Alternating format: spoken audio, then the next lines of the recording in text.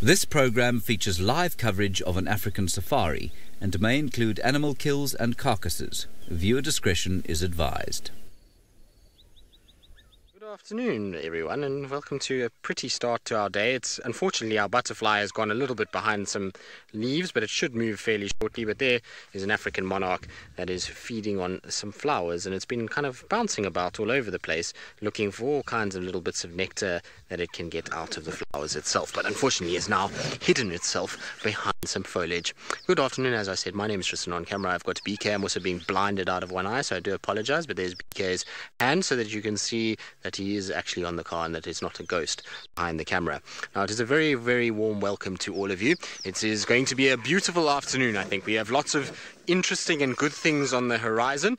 Hopefully, there's going to be a sign of our leopards from this morning, Thandi and Tlalamba. There's also, we received word that the Inkahumas have crossed onto Djuma, and it sounds like Hosana has come back north a little bit into sort of Arathusa area, which, well, we don't know for sure, but the track's headed that way from Londolozi, which is also good news that he seemingly has kind of started to come back a bit. Whether he will come back completely is obviously anyone's guess. Now, remember, you can also interact with all of us and tell us all about what you think with tracks and signs and Inkahumas and leopards and all these kind of things, and you can do so using hashtag SafariLive on Twitter or at FC on the YouTube chat. And just remember to keep all your comments and questions relevant to what you're seeing, and we'll try and answer as many as possible.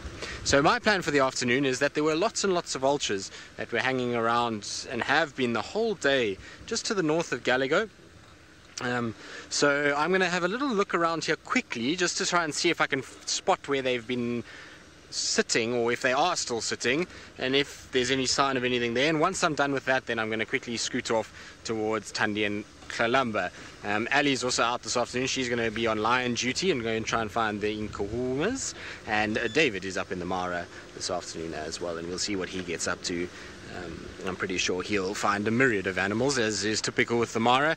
Typically see all kinds of different things there fairly kind of quickly when you drive around. It's amazing how many different species you can get rather fast when you're out there.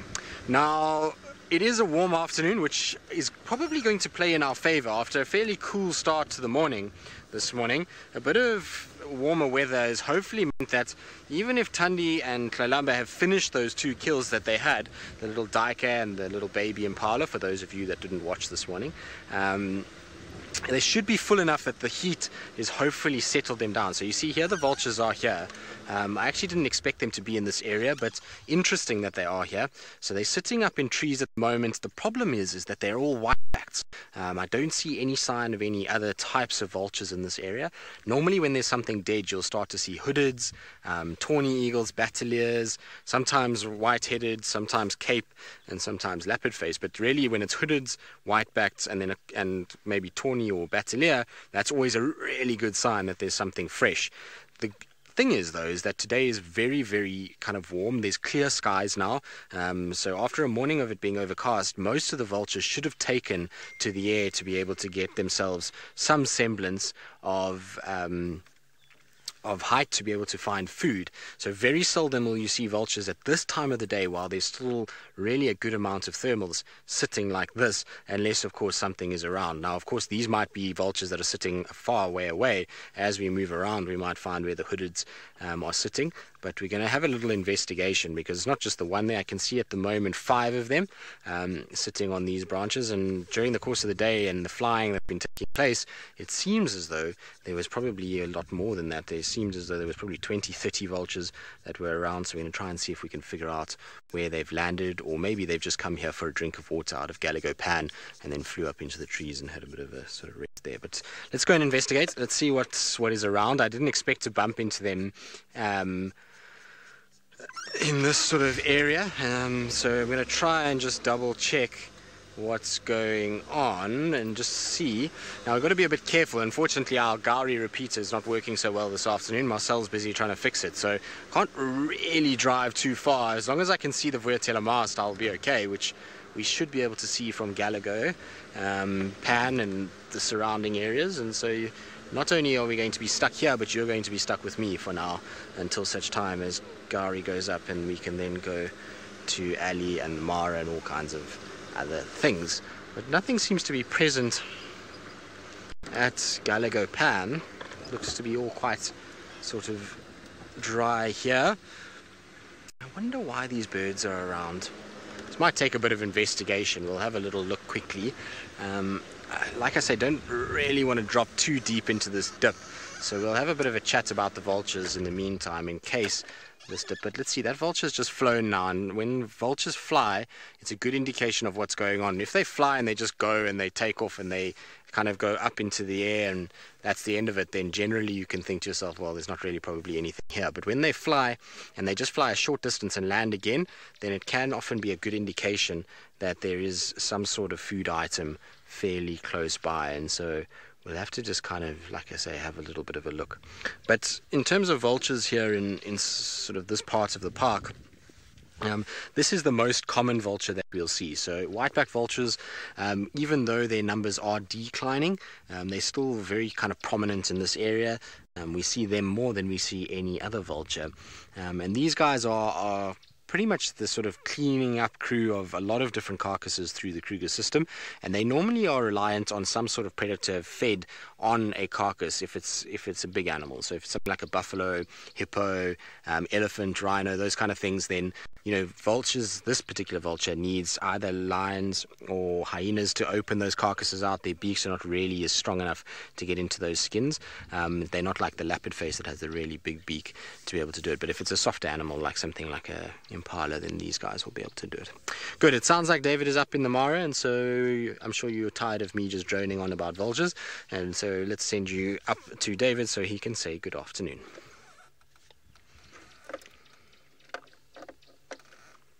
Hello, hello, Jumbo, and a very good afternoon. From me, it's my good afternoon from me and Archie, and welcome to our Sunset Drive from the Mara Triangle. My name is David, and on camera with me is Archie. Archie, good afternoon, and very excited to have you on board on another lovely afternoon here in Kenya, and we've got wonderful temperatures.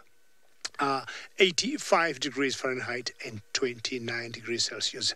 And I'm sure my friends already told you, and I'm talking about Tristan, about asking us questions or sending comments as usual, hashtag SafariLive. You might want to ask me, what are you showing us now, David? There's a little falconish like bird flying there, either hunting in the grass, and they just normally fly and look on the ground, and if they see something, they'll always pick it up. See how they fly?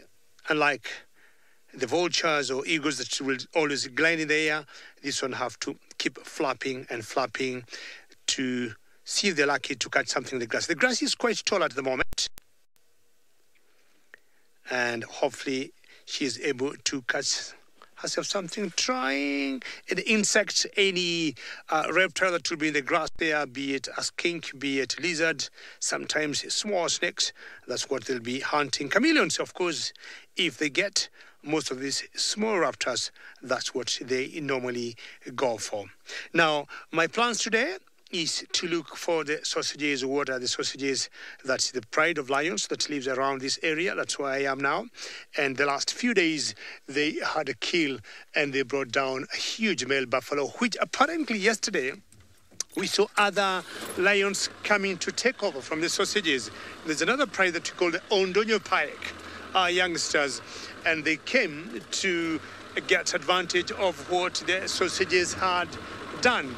Now, I know they have not gone very far because ideally this is their territory. And this being their home, they can't have gone, very far. They had enough to eat, and the last place I left them last night was near a small little spring, and definitely they were having a drink. And I still cannot wait to see those little cubs of one of the females in that pride that is called Kingtail, which nobody have seen. And I would say about 2 weeks now, I was able to identify the den. Well, maybe the first dent. Habaria leo, that is fantastic. Habaria leo, I would say Muzuri sana. Habaria leo, that's very good. How is today?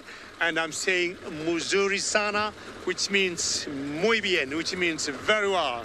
And I'm very excited when I hear words like Habaria leo.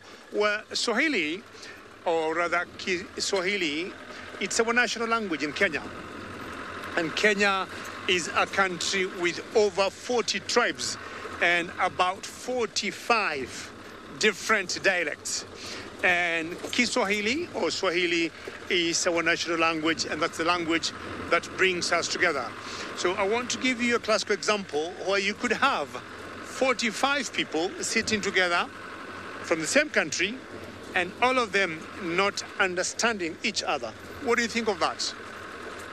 Because you could have a Kikuyu, for example. Kikuyus come from a big ethnic group called the Bantus. There's another linguistic group called Kushites, and there's another one called the Nilotics.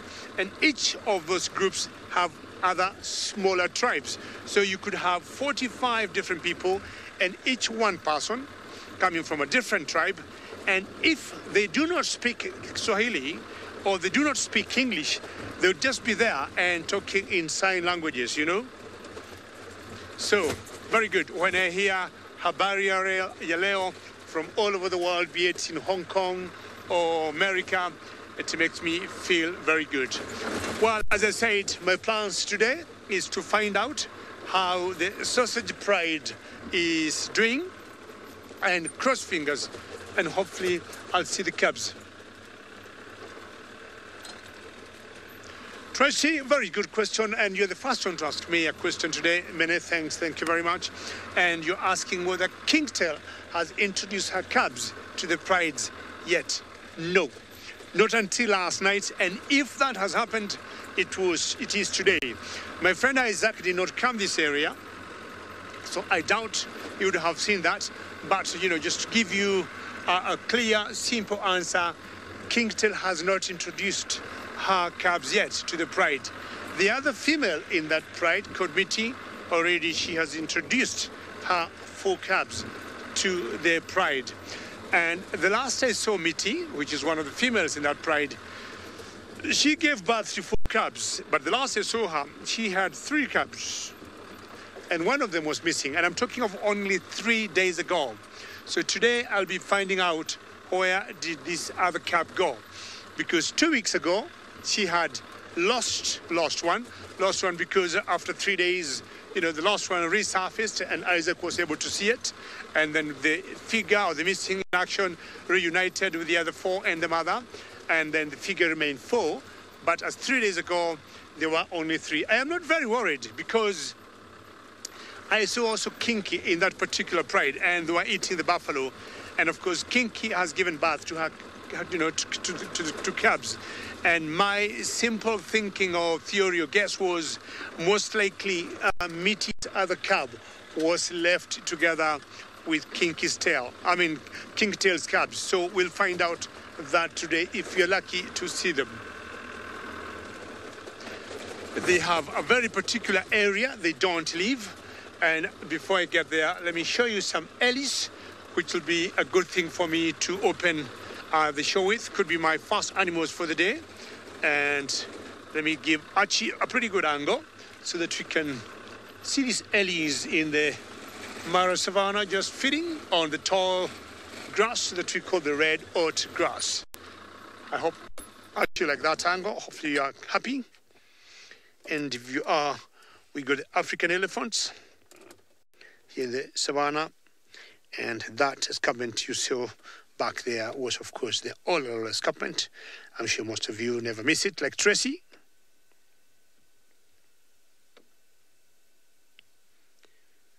You can see, I would say 85 is not very bad. Well, as much as for me it feels pretty hot, but the body language of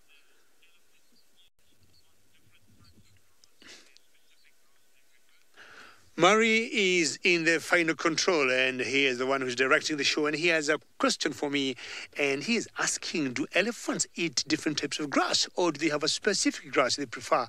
Well, I would say, Murray, elephants are mixed feeders. What I'm saying is elephants practically eat all types of grass across the board, but we've found out they tend to stick to the grass that's very green. Now, if you look there carefully, Mary, I'm sure you can see there's that tall grass. That tall grass there is the red oat grass, and if you forget to call it the red oat grass, Mary, you can call it the Menda triandra. I think that's a simpler name. And what happens is, but if you look carefully, the ellie, that one there, is avoiding that grass and is choosing to eat the shorter, the much shorter, greener grass, which is more nutritious. Well, Mary, we got different types of grasses in Africa, or specifically here in the Mara Triangle. So that's one they're eating. I can't tell from here, but it's very similar to what would call coach grass, and definitely it's more nutritious, and maybe I would say also it has more moisture in it.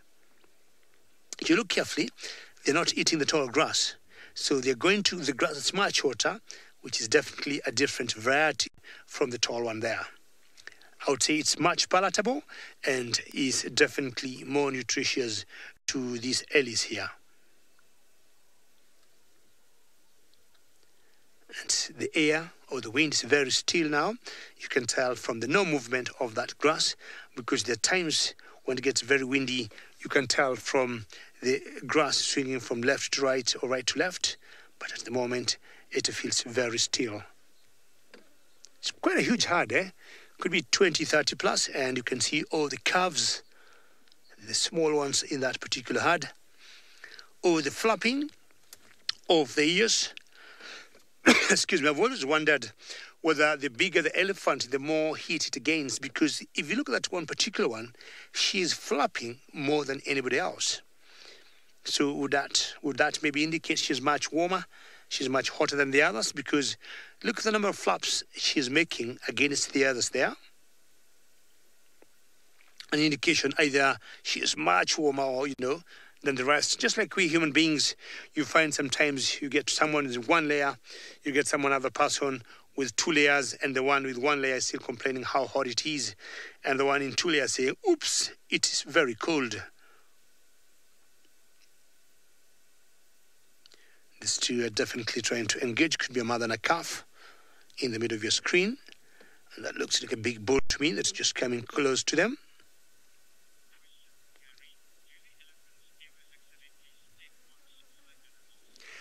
Gary, that's a very nice question. Do elephants accidentally step on small animals? I would think, Gary, that happens many times. We may never see, we may never know, but I would say that happens a lot.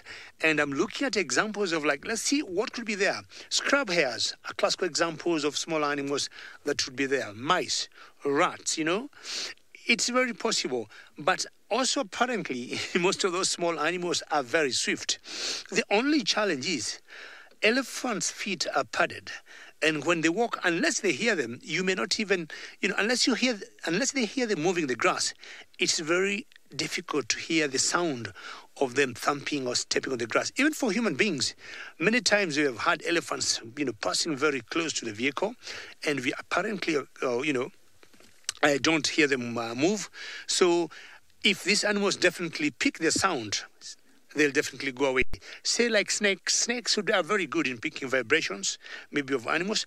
But if we would talk of actual practical sound to hear from the ears, I would want to believe they step on a few animals. And, some of these ellies, like the big boys, big males, 6 tons, 6.5 tons, they are rather heavy. And stepping on a small, rat or mouse definitely is a done deal.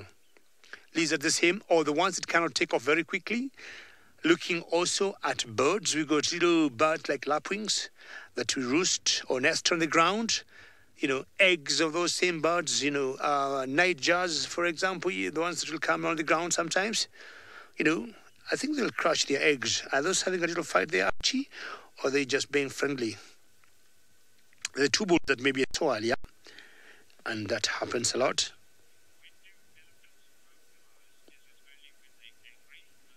Melissa, how are you? Good to hear your name. Look at those elephants there, Melissa. I just wish we could hear them, but they're quite a distance from where we are. And because Archie is very good on his camera, he's able to bring them so close. Well, a few reasons, Melissa, for elephants to vocalize. And they could just be happy. And we have had them vocalizing on their own with no issues. But more often than not, what I've found out, I would say 7. Whoops, what a great shot there. Look at them with their trunks up, Melissa. More often than not, to me, elephants will vocalize if there's a concern, and more so trumpeting.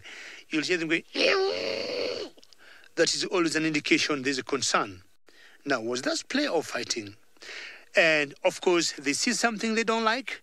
For example, if they see lions and they have young cubs, they vocalize. They see human beings from a distance on foot, you'll get them vocalizing. So they'll always vocalize for particular region. We have had them they doing what we call rumbling, which have always been mistaken to be coming from their tummies, but it actually comes from their vocal cords.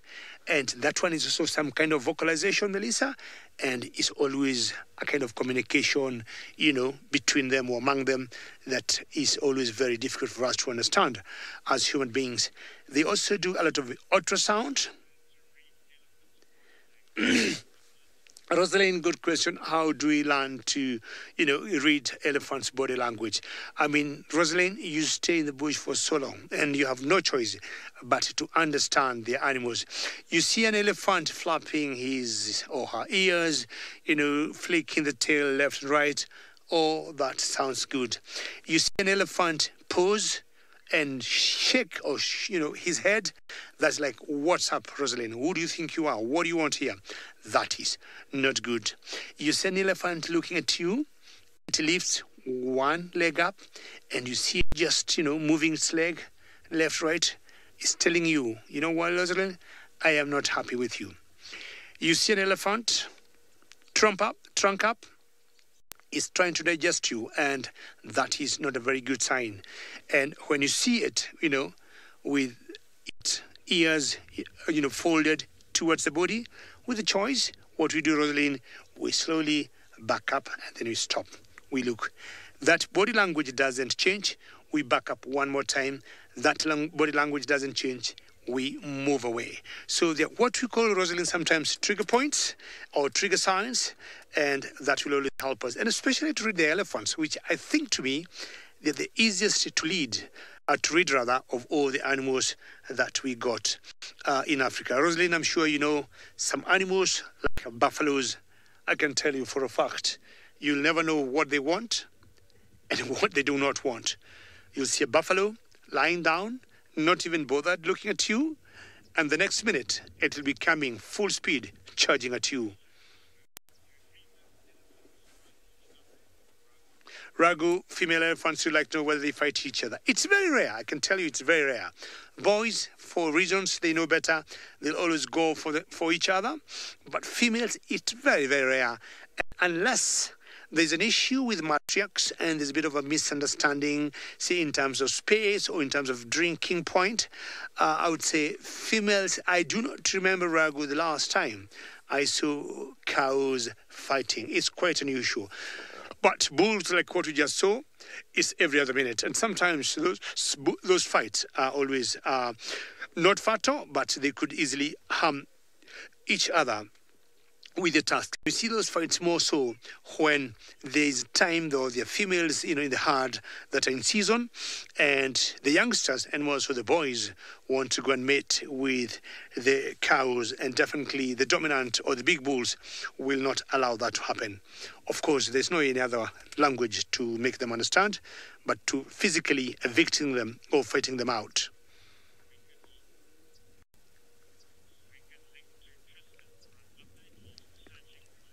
Fantastic. These earlies, they have opened my drive very well. I'm very happy with them, and I think I better go back to my original plan. And I'm sure Tristan is trying to get something to entertain all of us.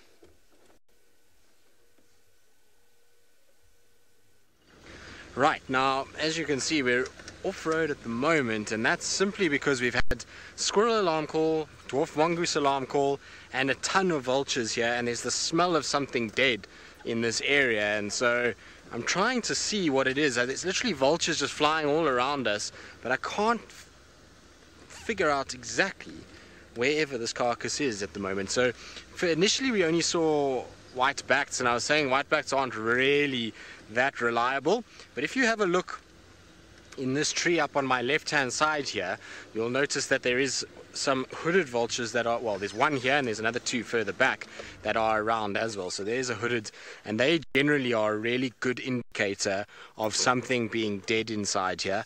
And so we just trying to figure out exactly where they are. Now you'll notice the sort of look of this vulture is very different to that of the other vulture that we saw. The other one that we saw had a much heavier set head and beak structure, and they obviously, as I was saying, eat a lot of meat once the carcass is open. These guys, on the other hand, are the last vultures to feed on a carcass. They will be the ones that will pick all the little bits between ribs and between the skeleton, and they'll try and make sure that the carcass is completely clean. And they can do that because their beak is so much smaller than the others. They're also a much smaller bird than the white-backed, white-headeds and the likes. There's also a white-headed vulture here, so the presence of those 3 species of vultures together is a good indication that whatever is dead is, well, that there is something that is dead. There's also a serious amount of hyena tracks going up and down all over the place in this area, and so I'm quite keen to find whatever it is that is causing this issue. It's also quite convenient in some respects, because with our Gowrie mast being down, I can't actually move too far away from Vuyatela at all, in fact, and so it's convenient that this is where it is right at the camp. It's literally in the front of the rooms at the moment, which is also, I suppose, in a way not so convenient, because we're being hampered by the fact that the guests are still in their rooms, so I can't actually go and check properly. So I'm just trying to check. Now, Brent, you say vulture of the hood. Yes, indeed. These guys are the ones that you want to see when you're looking for a carcass, because these guys generally don't just land for the sake of landing. They will come because they've seen something in this area that they want to try and go and check on. The thing is, though, is that all of these vultures that we've seen, none of them have landed on the ground. They're all landing in trees, which could be an indication that whatever is around, predator-wise, could be keeping these guys at bay, and that's normally things like lions and the likes. So it'll be interesting just to kind of have a little look around. I believe there was a leopard seen on the dam cam this morning, wasn't there? So maybe there's a leopard carcass somewhere, or not a carcass of a leopard, but maybe a leopard has caught something before there's mass hysteria and I say leopard carcass. There's maybe a carcass that a leopard has brought down and is somewhere in this area, and that's why the vultures are kind of in their sort of attendance. But it's going to take a bit of investigative work. Luckily, Steve and the trainees are also out, so they're going to be on foot all in this area to try and help me see if we can locate it. But when I saw all these vultures and we heard squirrels and dwarf mongoose shouting, I thought it would be good to go and quickly have a look in that area. Alas, they're shouting right in front of some of the rooms, and like I say, there are guests in there, so we can't actually head all the way to where I wanted to. So now I'm just going to go around the block and try and see if I can pick up any sort of tracks to indicate what might be inside here and why there is a congregation of vultures in this particular area at the moment. Good, let's just carry on, DK. Let's see what else we can find. There's vultures to my right, to my left, straight, all over there as well, so it's not exactly a small concentrated area of vultures at this stage, but we'll get it right eventually. Just takes a bit of investigative work. The problem that we might find is that these vultures have actually finished.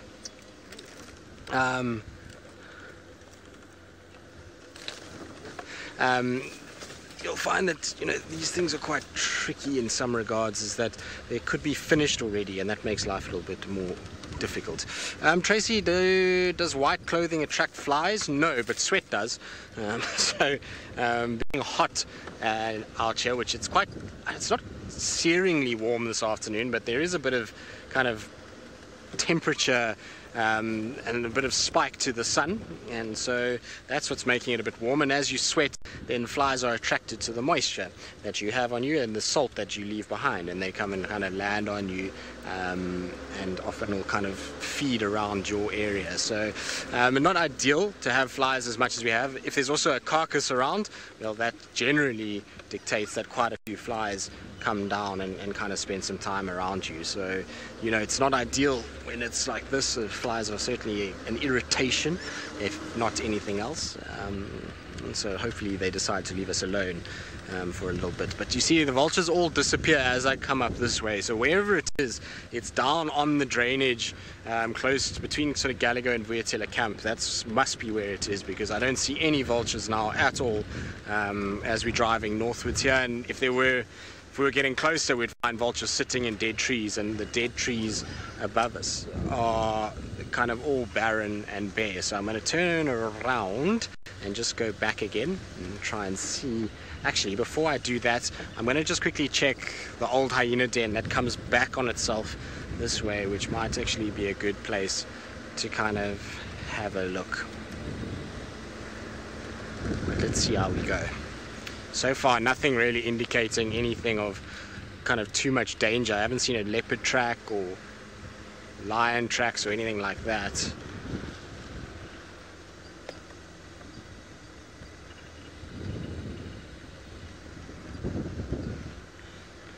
So vultures going around in circles is not to attract other vultures. In fact, having more vultures there is not ideal because it's more competition at the carcass. They come down in circles because of the way thermals rise and fall. I wonder, there's tracks here for what looks like a herd of zebras maybe. I wonder if maybe it's not a dead zebra somewhere lying around. And so thermals and the way that those work, it's easier for them to be able to use that to kind of rotate down or up. And use those concentric circles that go from the land upwards, and use those to kind of then slowly form their way down as well. So it's not so much to attract others. Like I say, that's all competition at the end of the day. If you have 10 vultures at an impala carcass, well, everyone's going to get a really nice meal. If you have 200 vultures at an impala carcass, some are going to lose out, so they would rather descend quite quickly. And actually, if you watch vultures, when they're kind of circling, and they'll circle a little bit, and when they spot what they're looking for, they just descend very quickly. They actually don't circle too much more from there. They kind of just tuck, and it's more a sort of straight line down as they go. But you can see more are arriving all the time. There's the two that are way off in the distance that are slowly but surely kind of coming in to land. And this is what I was going to say to you, is when they've spotted other vultures, they will do a circle, but you can see how most of it is just dropping out the sky rather than kind of actually circling. They're trying to lower their altitude as quick as possible. Can you see them there, BK? Straight in from where you are, basically. More towards the right,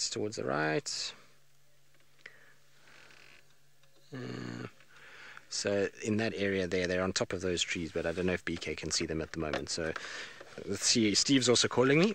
Go ahead, Steve. Negative, Steve. There's mongoose and squirrels alarm calling, but right up against the rooms, and there's guests there, so there's not really much I can do. But yeah, no luck my side either. So Steve hasn't had any luck either. But where they're landing, they're not landing this side. We're too far north at the moment, so I'm going to turn around and head back to where I was just now. Those two vultures that I just saw have just come straight down and landed pretty much where we sort of started off this particular sort of segment with you guys. So hopefully I'll be able to find where they're landing. It just takes one or two of them to land to the ground, and that allows us then to pinpoint exactly where they are. And like I say, it could be a carcass that's been eaten quite a bit, and there's just a little piece of meat that's tucked in somewhere. The other day we had this with vultures, and we went round and round and round and round, and eventually we found the entrails, the stomach of a large animal that was underneath a wattle.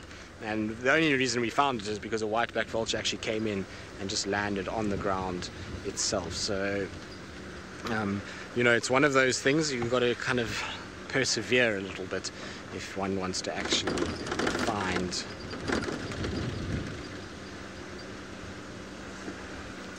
Gary. Yes, for sure. If a vulture can find fresh meat, it will eat it. So any meat is good meat for a vulture. Fresh, very decayed, doesn't really matter for them. Although I find with vultures, if it gets to a certain point, so if it really goes beyond, let's say like with a rotting elephant, is that they'll actually start to kind of not really be there. You might find the odd one, but they won't go en masse. When there's something fairly fresh that's within, when I say fresh, within a few days, then they arrive quickly and they'll all feed. But if it's something like a dead elephant, after 4 or 5 days of extensive feeding on that, they then start to kind of get over it quickly, and they then leave it alone, and you find only drips and drabs of vultures kind of coming in. So we saw that with the dead elephant down at Twin Dams. Is the first few days it was chaos with vultures. You had 200, 300 vultures coming down, and then by the time sort of 4, 5, 6 days had gone past, we started to notice very few vultures in the area. You see, they're back here again. I don't know. Maybe we just drove right past it. let's go and have a look quickly. So there's our hooded vulture. More hoodeds over there. There's another one over there. So they're all here. It's just we've got to find, it's in the right block as well. It's where we were driving around. There's another one over here. So the hoodeds are all kind of left of the road, and the whitebacks are all right of the road at the moment.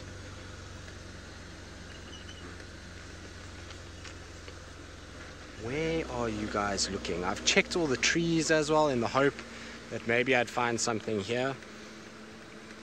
But you can see in that tree over there, which is actually inside the lodge, it's not even on the outside of the lodge, there's a whole congregation of hooded vultures. So there's 3 hooded vultures and a white-backed that are sitting there. So, I mean, in fact there's more, maybe 4 vultures there. And so there's a lot of birds sitting on all the dead trees in this particular section. And I have absolutely no idea why at this stage. I mean, there must be something fairly close by that is dead. Mystery. These things is how it goes. And you get mysteries like this from time to time. And like I said, if the carcass is all but finished, it's going to be very tricky to find what they are looking for. They don't seem to be too concerned, do they? Just trying to see if that squirrel is still shouting though. And the thing is though, is that squirrel and mongoose, both of them are not too reliable within this particular kind of situation. And the reason why that is because both of them will alarm call for birds of prey. And so when they get these huge kind of birds hovering over and coming down, then they start to alarm call because they see these vultures kind of coming in. So they're not the best, but I mean, they're still calling, and that bird's flying away because Steve and the trainees are just coming up the road towards where I am now, so they're just down on the ground at the moment. Okay, well, we're going to, I don't know where we're going to head from here. We're going to try and see if we can find somewhere else to kind of look. I'm going to leave Steve and them to kind of scratch because it's much easier for them to do this than for me. Now, sorry, Murray, if you can just repeat that for me.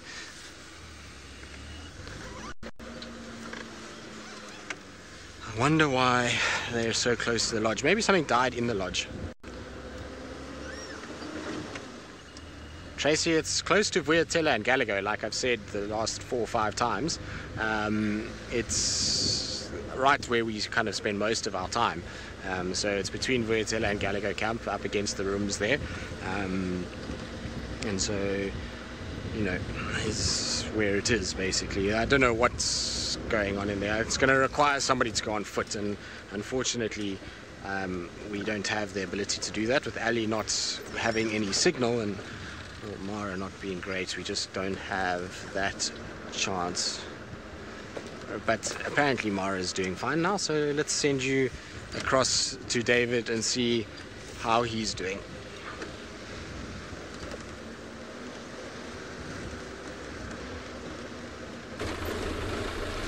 Well, I have now gotten to the what I call the actual central business district of the Sausage Republic, and any time now I would be seeing them again. It's a question of luck. And what I want to do is to reconnect the dots from yesterday, because I know where they had the kill. That kill is definitely there. As much as we had these other lions that came and took over that kill from the sausages, and of course the sausages had eaten enough. I know where that kill was. So what I'll do is to just walk backwards and see whether I'll be able to catch anything from there. And not very far from that kill, there was a spring of water, as I was saying before, where they went for a drink. And because the grass is quite high, they don't need a very big shade under a tree.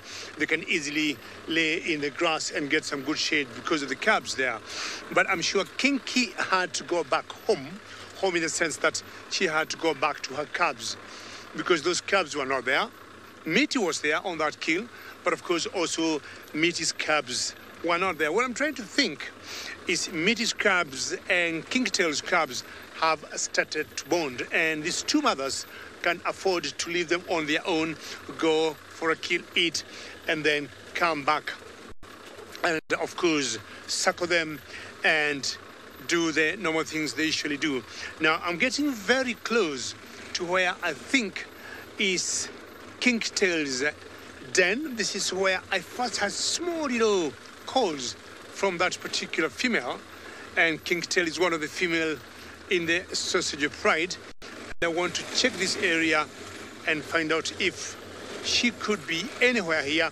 But what happens every few days, these cats will always change the den and of course move their cats to, their cubs to a different area, and they'll always do that to avoid them being detected by their would-be predators like either hyenas or leopards. They'll not want to put them in the same area for so long.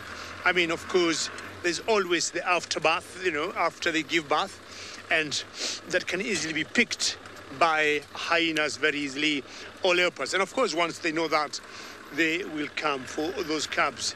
That's not what those lionesses will want, especially after having just given birth. They'll still be a bit weak and maybe not very strong to fight. This would be leopards or hyenas. As much as, mothers have that instinct to fight back aggressively to protect their own cubs. So that particular area I just came from is where the first den was for Kingtail, but I would say she is not there. Melissa would like to know the animals mourn when their young ones are killed. Well, Melissa, I'm sure you've been following us, and you know we got one female in this particular pride that is called Mitty. And Mitty initially had, not Mitty, my apologies, that's called Limpy, sorry. Limpy initially had 2 cubs, and she lost one. She still have one that she's holding, and she has done a very good job to protect her, or rather to protect him, because, it's a boy. The first 3 days, or the first 1 week after she lost that particular cub, which was apparently a male also, you could tell from her body language, she wasn't as vibrant as she was. Not sure, Melissa, that will translate to mourning. I do not know. I think that should be a very big topic. Or maybe Tristan, Ali, and myself and the other guys can, have a look at it and discuss it, whether animals do mourn. But I can tell you for a fact, from the body language of these animals, you can tell there's something that is not going well. Well, Limpy has since recovered, and now she has been taking care of the serving cub normally. She's doing the normal thing, lionesses will do. So yeah, that, Melissa, is a very good discussion point, whether animals will definitely mourn like human beings when they lose their young ones. Now, this area, there's no sign of where I had seen Kingtail's den. So what I want to do is to go back to the road and then drive straight to where that carcass was. And as I said, start reconnecting the dots backwards to where I left them last night having a drink, because I don't see them going very far from this particular area.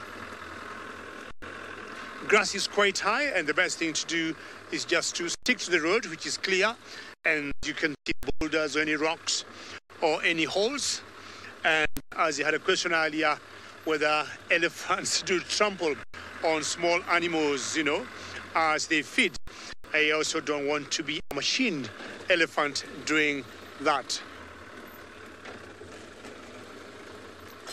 Angel, good question. And you're wondering whether one of Mitty's cubs is missing again. Yes.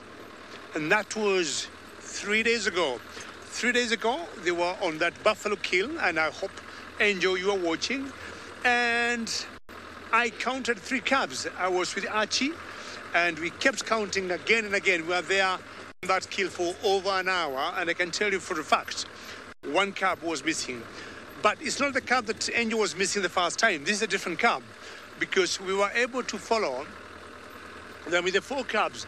The one that was missing after, she came back and reunited with the mother and the other 3 cubs. Either those 2.5 days or 3 days she was away from the mother, she suffered a bit, and I would say she suffered a bit of hunger. At that age, they're always very vulnerable. Of course, she survived, I would say, so many dangers. Hyenas, leopards, snakes, you know. But I think the 3 days she stayed without suckling, she became a bit weak. So we've been able to identify him. We think it's him, little smallish in size, little sluggish in movement. But the one that we saw missing the other day is not that one, because the one that was missing that other 2 weeks ago, he was there in the pride. So it's one of those bouncy and good-looking cubs that was missing. And my gut feeling was, and it still is, the missing one stayed back with the cubs of Kinktail. I'm hoping and crossing fingers. And truly today I want to see them. They're quite big. I'm maybe going to 6 weeks now, and Mitty is able to move them. Unlike Kinktail's cubs, which they're still being dent, you know, where they're born, I think, you know, Mitty's cubs have been able to do even about a kilometer, which is pretty good walk. And if that should have happened today and she has been able to move them, and Joe, I'll give you a count and tell you whether we have accounted for all the cubs. It could be another 10-15 minutes before I get to where they were feeding.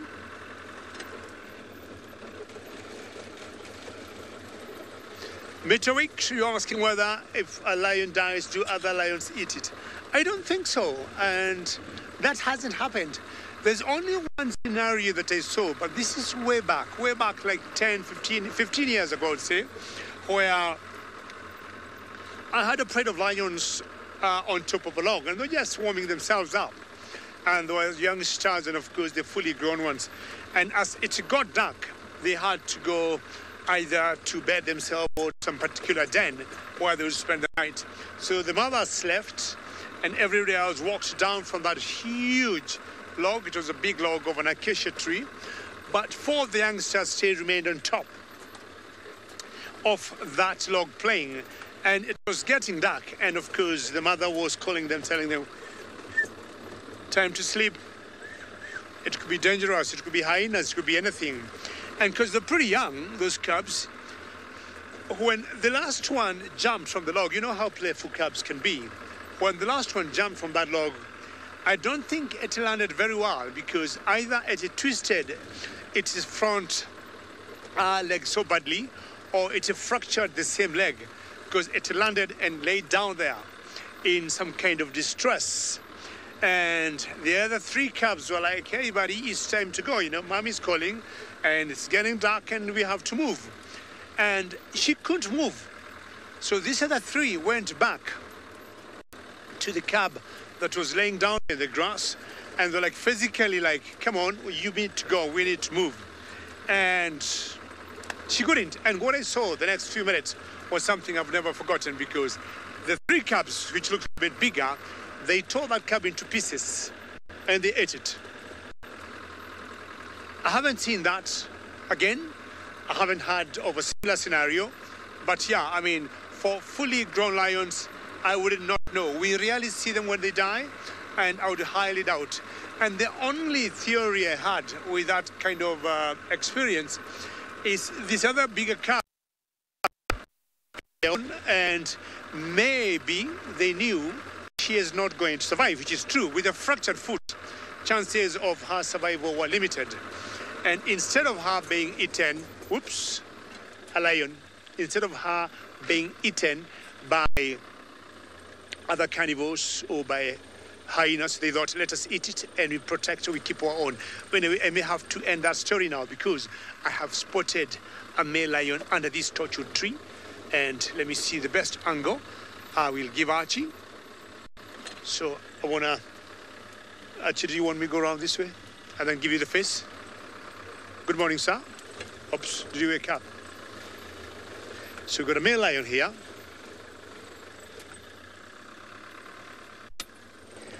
Okay, and we got a male lion here, and this one boy here. Did you shake your head to say hello to us? So this one male belongs to the Ondonyo Pike coalition. So I'm sure the brother or the other cousin is not very far, and this gives me lots of joy. Well, I want to stick here because I just got here. I just saw him as I was talking about that story of that one cub that was, devoured or eaten. Oops. Well, that tells me it's time to sleep. And if it's time to sleep, I will go to South Africa because Tristan could be having some sort of surprise.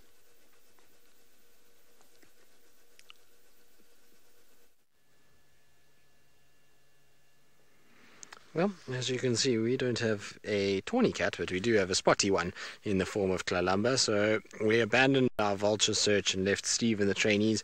Well, I say trainees, but I mean Steve and the rest of them that are kind of looking around. They're almost not trainees anymore.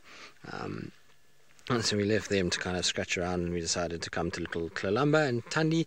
So far, no sign of Thandi at the moment, just little Tlalamba that's kind of looking around and looking up at the carcass that's up in the tree behind her. So we don't have a very good view of that tree because otherwise we can hardly see her. And so we decided we'd just come and spend some time with her, and if she goes up into the tree, that will be good. But you can see she's catching flies as she always does. I don't know where Mom is just yet, but she'll be around somewhere here. I doubt that Mom is left unless she's gone for water. Now, after finishing the duiker kill, maybe Thandi has decided that it's time to go and get something to drink. I'm not sure exactly where James and Trishala had Thandi and Tlalamba this morning. Judging from vehicle tracks, it looks like they might have gone to the marula that's further back. And so I wonder if Thandi's not sitting there with that duiker carcass and she's here with the little impala lamb. The impala lamb carcass that she got looks absolutely tiny, and she hasn't eaten much of it, so maybe that's why she's this side and Mom's with the other kill further away. Or Thandi's gone to go get water. It does happen from time to time, but so nice to have spent so much time with little Tlalamba as we have over the course of the last few weeks. Well, maybe not weeks, but the last few days, I would say. It's about a week now that we've been seeing her as much as we have, and it's been very pleasant. It's kind of eased the pain of Hosana being away in some respects, and also has allowed us to at least have a leopard pretty much all the time. Hello, beautiful girl. Her eyes are getting lighter, aren't they? They've kind of starting to look a lot more like Kuchava's eyes. Angel, you say Tlalamba's got such a beautiful face. She does, doesn't she? And she's starting to get that quite sort of serious adult face. She's a little bit itchy. I'm sure lots of ticks in the grass since she's been lying around. And so I'm not surprised that she's kind of scratching. But I don't think it's going to be long until she goes up into the tree. She's kind of eyeing out the tree and the carcass. And so hopefully for us, for our sake, she will go bounding up there just now, and we'll be able to kind of see where she is. She hasn't contacted, called, or sort of looked in any direction to indicate where Thandi might be, but I'd imagine Thandi is somewhere lying down in this general area at the moment. But there she goes. Are you going to come say hello?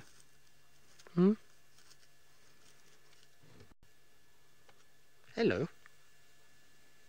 What are you looking at? Are you coming to see what we're doing? She's such a cute little cat, that. And there she goes. You can see she's kind of coming up behind the car. You're not allowed to get on the car. You can come and say hello, but you can't get on. Okay? Good. So she's going to go behind us. I'll let her kind of move in that direction, and then we'll wait for her to just kind of move from behind us, and then we'll decide where we're going to position ourselves. She's still just sitting watching us from behind the car at the moment. Unfortunately, she's kind of too close behind for BK to really get anything other than the tire, which is not ideal. So we're going to wait for her to move. I think she's moved off a little bit now, so I can kind of go forward and turn. But she's such a funny cat. She comes and kind of looks at you with these big eyes as if to say, what are you doing here and who are you? And then she kind of analyzes everything. She says, okay, no, that's fine, you guys can stay. I'm going to go and sit over here if that's okay with all of you. And then kind of off she goes and does her thing, which is always very cool. Big stump here. Now, I'm pretty sure that, like I say, that Thandi will be around. It will just probably take us having a bit of a look through the area until we spot her. The grass is so long that it's very difficult to actually see anything until you're right on top of them. And it was funny because I spotted Tlalamba from the road in the grass, and then I thought I just saw her ears. And then we drove in, and I couldn't see her for the life of me until I started to kind of reverse back to where I thought I saw her, and then is right in front of me. So it just goes to show you how well they actually camouflage in this area. And you can see maybe even from here, she's off just to the left over there, but the visibility on her is very, very poor. It's difficult to actually see her as she goes through the grasses. Their camouflage is incredible. Those spots really do help them blend in as they go behind foliage. I mean, you can see she just disappears within 10 meters of where we currently are. But she's busy moving kind of away from the carcass. The carcass is up on the left of where she is now in a big marula tree. So that tall tree that you see there, the furthest one on the left, that's where the carcass is at the moment. Now, let's just keep up with her before we lose her in this grass. Thandi, where are you? Ow. It's not ideal. Here she goes. She's kind of moving quite far, but it's all the vehicle tracks head sort of around, so I wonder if maybe Thandi's not somewhere in one of these areas. Definitely not in the tree, that's for sure. Okay, she's going to the road, so I'm just going to get onto the road to follow her. Right, now while we catch up with her and kind of see where she's going to take us, let's send you back across to David and the lions.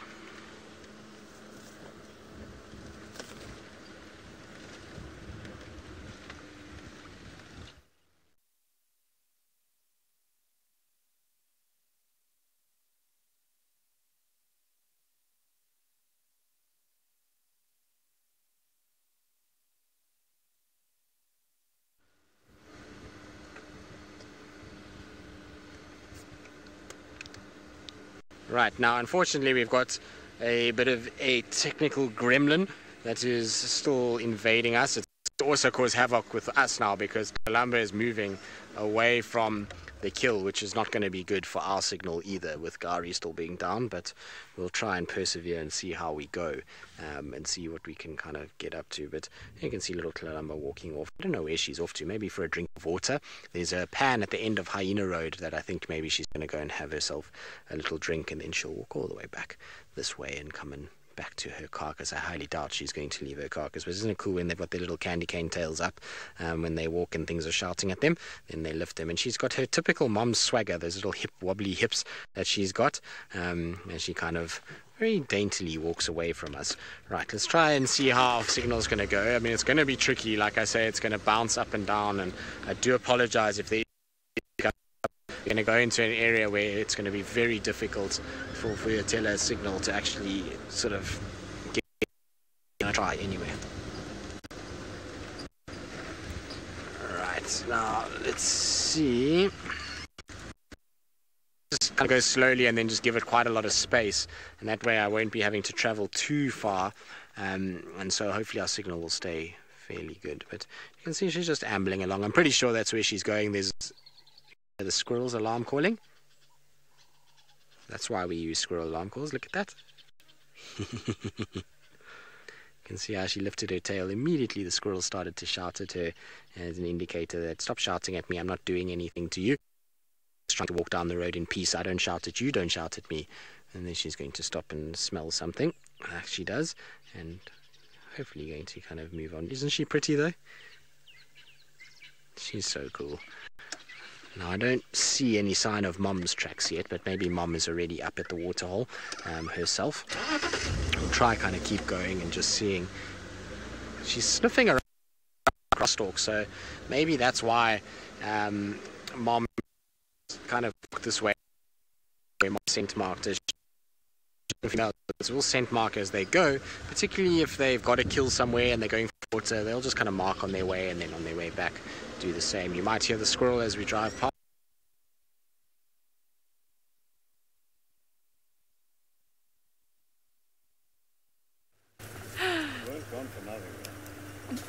Good. Hi, everyone. Sorry, we are just giggling because we've got to do this from the beginning. My name is Ali, and on camera with me today is Davi. And we are coming to you very late into the first hour of the drive. We have been out there as long as we have, for an hour. But unfortunately, we've got good news, bad news, and hopeful news, hoping news. I feel like that's a good combination of all of them.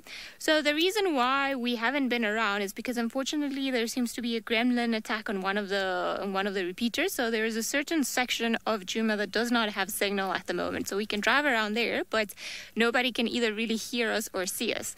Now, the good news is that we did manage to find the Nkuhumas. They've crossed from Simbambili and they are now on Djuma property, which is amazing news. Yay, Nkuhumas, they're back. Which is good because I proved Tristan that I could find the lions before he found the leopard. But like I said, the problem is that they're in long grass. It's a spot that it's a little bit complicated to get into, and more than anything, because we've got Wendy, so we can bundu bash into anything, is the fact that there is no signal. Now it is being attended to. Marcel is running around, driving around like a crazy man, trying to sort that out. For now, we can just say that they are here. Hopefully tomorrow morning they'll be here. And, well, who knows? Maybe later on we'll be able to have a look at them. Because, as I said, the issue with the gremlins, it's a battle that's being currently fought. So hopefully we'll be able to see them. They all seem to be pretty healthy. I didn't notice big fat bellies, but we'll be able to have a bit of a better look a little bit later when we found them. Because we pretty much, you can ask David, I was being pretty stubborn and fighting with the way some guides give directions. No, they're here on this road, north of this other thing. Yes, they just walked a little bit further in. Sometimes I don't know what that means, but we managed to find them. Thankfully, because we managed to find 1 million vehicle tracks, and then we managed to deduce that that's exactly what they meant. Other than that, I'm not too sure what we're going to go look for around here. There was another very strange report from some other guides yesterday, which shame. They're actually being very friendly to us, but they also said that there was tracks for a male leopard crossing yesterday afternoon onto this side, but who knows. So I think if signal permitting, we're going to go and scratch around that area again right now, see if maybe we can find anything while we wait to hear back from our FC about the situation with the signal area. Other than that, well, I thought everybody would be very happy to know that they're back. I'm certainly super happy that they're back, and I hope that they're going to stick around. Maybe they'll go hunting, look for a meal overnight, and then we'll have them again tomorrow morning. I have to admit, I've got a confession. I did threaten Tristan, because when we were driving down, he bullied me out of all the potential tracking of leopards. He said, no, I'm going to go look for Tandi and Lalamba. So I said, okay, well, I heard reports of Sibuya Chitu, and he was like, no, I also want to go look for her. And I was like, fine, I'll go look for the lions then. And then he was like, okay, cool, but I'm going to go look at those vultures, which we saw at the same time. So my threat to him was that if the lions had killed something and that's why the vultures were there, he was going to have to stay there the whole afternoon. But once again, he got lucky, and I'm sure he's very happy to be spending the afternoon with Lalamba, who, as if we've noticed, it's quite a cat to be in company of. Now, nothing too major around here. I am impressed, though, by the amount of hyena tracks that there are around Djuma every day. You go driving, and then it's hyena track, big, small, tiny. So I wonder where they are at the moment. I'm sure gotta be somewhere. I know it's a mystery that we'll carry on trying to decipher, hopefully soon, as to where the den is, but we'll see. Hopefully we'll find something. Now, because we don't currently have anything on site and we're going to look for more things, we'll send you guys across to Davin, who's got a big, beautiful male lion. Very good news. We got Ali now on board, and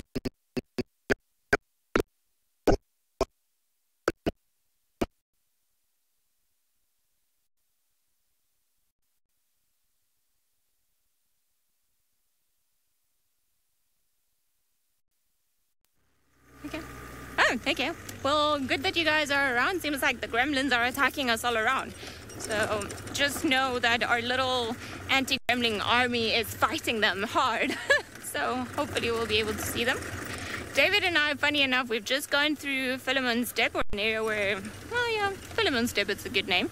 It comprises everything of where we had Tingana the other day with the drone. So we both looked at the dip and we were like, yeah, it was here. Good sighting, good sighting. Pat in the back, we loved it too. It was great. Lauren and Seb did a great job on the drone and directed us to a very cool sighting the other morning.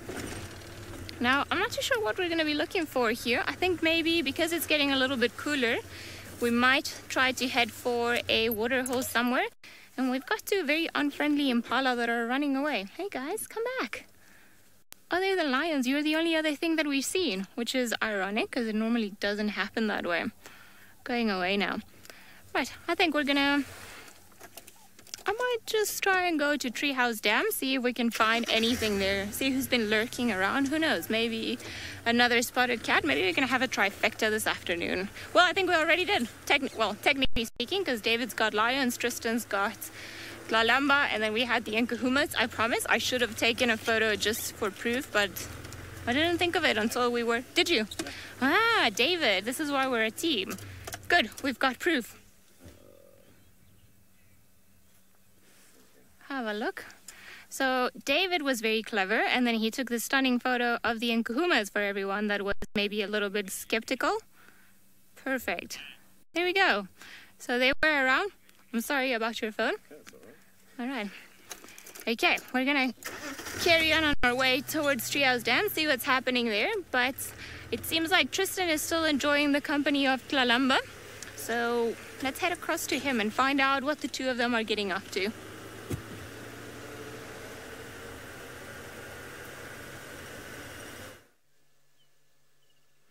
Right, now, as you can see, we've gotten to the pan, and little Tlalamba is very thirsty. She's been drinking quite steadily for the last few minutes, and every now and then pops her head and just kind of looks behind her.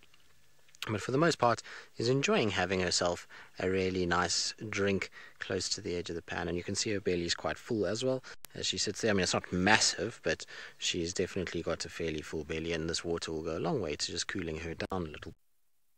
Sitting and eating like that and panting as much as she has, not only will she be warm, but she'll also have probably lost quite a lot of moisture through that panting process, and so this just helps to hydrate her a little bit more and make her feel a lot better about life. And you can see how they drink. It's obviously, we've discussed this probably many times before, but for those of you that are fairly new, a lot of people think when leopards drink that they scoop water into their mouth. It's not actually really the way it works. Is basically what they do is they push their tongue out. It curls down and back up towards the chin, and that tongue is covered in hair that is almost sandpaperish. It's very kind of like these little hard hooks, and as it hits the water, it causes surface tension to pull back up, and as she pulls back up, she closes her mouth and she then grabs droplets of water. So it's a kind of quick drink, and she doesn't get all that much water in, but oh, you're going to go lie over there? Okay, well, let's try and see if we can reposition. I suppose that's a fairly nice place to go and lie if you're a leopard. I certainly wouldn't bemoan her to lie in that area, but what I've got to do is head backwards, try and see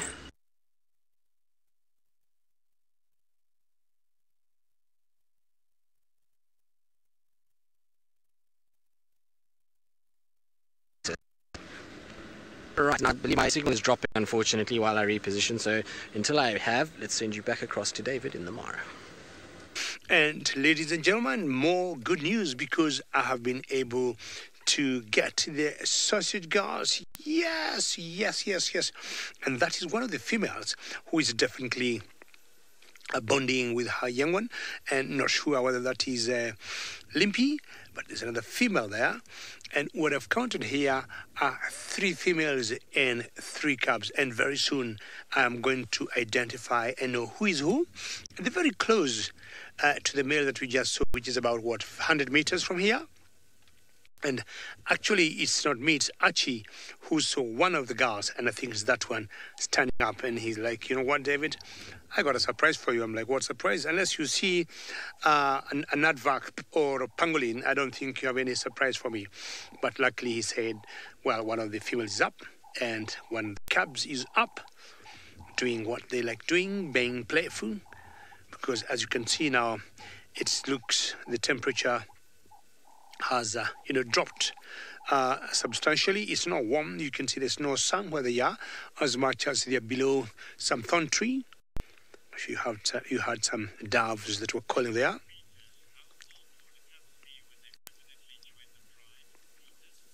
Peter, I would say these cubs are already permanently in the pride. Now, this particular one here, there's one cub that belongs to one female that is 5 months, and the other 2 cubs that are about 6 months. And I would say for the last 1.5 months to 2 months, they have been tagging along with the whole pride. So I would say permanently now, they are officially in their NATO pride. Now, Peter, there are other cubs of another female called Mitty, that she got 4 cubs. They are not here. I didn't see them yesterday and the day before. I last saw them 3 days ago. Those ones will take some time until they get the bearings very well. They got very strong muscles. They can walk, they can run. And then, of course, the mother can chance for them to be with the pride. Now, there's another girl called Kinktail, and who we think is the newest mother in this pride. Her cubs got a long way to go before they're able to join this pride. Hello. So I can know for a fact who one of the mothers is here, and maybe two of them basically, but not the third one. Tracy, I missed your question there. There's something I have ever had as a guide. Mary, you may have to retake that question again for me. As you can see how that one just sleeping, legs up, enjoying the last bit of the sun before the sun goes home. Tracy, good question. The best sighting I have ever had as a guide. Wow, Tracy, where do I start, Tracy? There's so many sightings I've seen as a guide, and I would want to say the best I've ever had was a couple of years ago when I was by the Mara River. Tracy, I'm sure you know the Mara River, and it was during the migration season, and we had wildebeest that were crossing the river, and as they were crossing, there was a small little calf that initially could not jump on the big drop off, in the river, because sometimes when they choose the point to cross from is always, I do not know how they end up deciding this is where I'm going to cross, but sometimes they just leap in the water, and there are rocks, and the height could be, quite high. They fracture, they break their legs.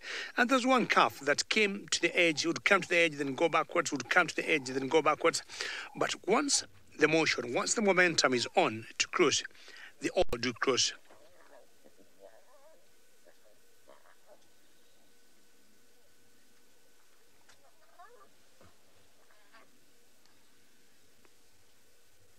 Sorry, Tracy, my apologies. I just thought that was very good.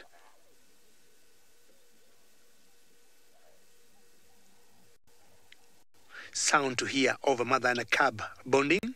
Anyhow, so this calf finally was like, you know what? My mother is gone. Everybody's gone. I have to jump. I have to leap in. And she jumped in and landed so badly, and I think she broke her feet. And of course, the crocs were there waiting. And as this one croc went and grabbed that calf and was trying to drown her and do what you call the death roll in the water, this one hippo came and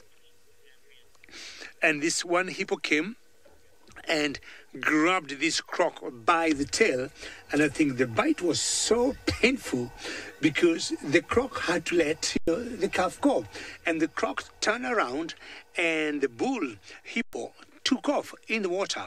Apparently, the bull came out of the water. Hippos, Tracy, are not very good swimmers in the water. Crocs are good, and I think the hippo knew the best thing or the best bet for him to survive was to come out of the water. So he came out of the water very quickly, and the croc was, hot heels chasing the hippo. And miraculously, the calf survived, and the other side of the river had an easier gradient to cross through. So, Tracy, I would want to say that was my most exciting sighting in my career as a guide. I don't know what you think about that, Tracy. Please let me know as you show hashtag SafariLive on Twitter, and of course all the other wonderful viewers. As these cubs here, one of them is nursing. I'm not sure what the other one is doing on the back of the mother. Hopefully that's the mother, I guess. And either she's licking it. Chris, good question. These calves, or are they not too old to be nursing? Well, they might continue nursing for almost a year. Well, not that long. Unlike calves of hyenas that nurse for so long, sometimes up to, say, 2 years. But the lion's calves, once they're just about to get 1 year or 18 months, that time is accepted for them maybe to be weaned, and they can be on their own. So they need to keep nursing, maybe to supplement the meat they're eating. And you realize definitely at this age, they're comfortably eating meat, but maybe not the very hard meat. They still got those very fragile or gentle teeth, not to be able to grab hard parts of, anything brought down by their mothers, be it a buffalo. But I think, yes, they're too old, but not an age to quit or to be weaned from nursing, because they need to keep doing that before they're able to get proper meat from their mothers. Hello, Cabbage. So I will not be able to identify who that mama or female is, but my guess it could either be Limpy or the other one. Limpy, of course, we can tell from her walking style. She walks limping a little bit. And again, my apologies, because on 2 occasions you lost my signal or you lost me. It's always the gremlins we usually have to deal with. Sometimes coming to you from the African wilderness, we'll always face a few technical hitches here and there. But the good news, we always come out winning at the end of the day. With the very tall grass here, it could be very difficult to spot these lionesses and the cubs until one stood up. Again, as I said, Archie saw it and was like, there's a lioness there, and that is the actual one that, gave them away. Could have just seen the male, who was very flat, and move on. See how green the grass is? This is because of all the rains we have been having here, especially almost the whole month of December and the first 2 weeks of January. So what you're doing now, we're waiting for the long rains. We don't know when they would come, but we have seen all the signs of clouding, of the clouds building up, and you never know when they would come. The beautiful Mara in general remaining green all around the year, with the Oloro escarpment in the background there.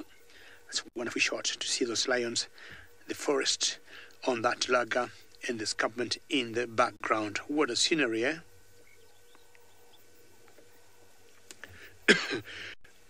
We got wonderful landscapes, in the Mara, and one big advantage we got here, you can see quite decent, sometimes up to 5-10 kilometers straight without any, what I would call, visual pollution. So this one is heads up. The direction she is looking, I am not very sure, but I'm guessing maybe the other 2 girls, that's where they could be. And the other 2 girls, I'm talking of Kinktail and Mitty. Earlier, I swung by the den of Kinktail and she was not there. I did not hear of any sounds of any calls from those cubs. So I've got a feeling she might have relocated them to a second den, which I want to work on today. And I'm just hoping I'll be able to see it or find her. If I find her, I'll feel happy and know that all is good. But like anybody else out here, including all of you viewers, I'm sure you cannot wait to see those cubs of Kinktail. This one is a hungry one, and if I would just guess and think, yeah, this could definitely not be Limpy, because Limpy has 1 cub. So this is definitely the other mother, or the other female that we haven't named, because she got 2 cubs with her, and one of them seemed to be suckling and enjoying that, maybe before the end of the day. See all the flies, which you call lion flies, on the skins of lions, which you have always found out they don't do any damage to the lions, but I'm sure they do benefit from feeding on the skin of the lions, because you'll always find them also on the males, not only on the females. Hello there, you want to stand up, move around, jump around, good temperatures, you have no reason just not to do anything. Alice, anything, or you're asking at what age will these cubs start joining in the hunt? Let's look at it this way. Of course, all cubs are different, and of course it depends on their genetic lineage. But I would guess anything from me out of experience, from 2 years, they'll always start tagging along with the mothers, because when they're young, they're always full of nonsense, Alice. And many times you have found them spoiling all the strategies or the plans that are laid down by their mothers. So more often than not, when they're still this age, below 1 year, the mothers will always tell them, stay put, stay there, don't move. We'll come back, or we'll let you know when to come and join us. So anything when 2 years plus, Alice, is a good age to start hunting. And we have seen sometimes the mothers, as we go back to those cubs, training them or teaching them how to start hunting, say with baby, what do you call it, baby zebras, or say baby wildebeest, and that way they learn how to hunt on their own as they mature. And I think 2.5 years, I would say, especially the boys, are good to go, because that's always the age in general they'll be leaving their natural pride to go either join other males, forming coalitions, or if, say, there are 2 or 3, 4 boys or young males in that particular NATO group, they may leave and form their own coalition. Definitely, as they leave, they should be able to feed themselves.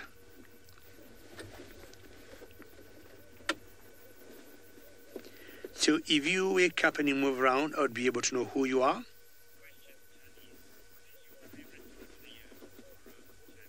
Tanis, my favorite time of the year. You'd like to know what's my favorite time of the year for me in the Mara.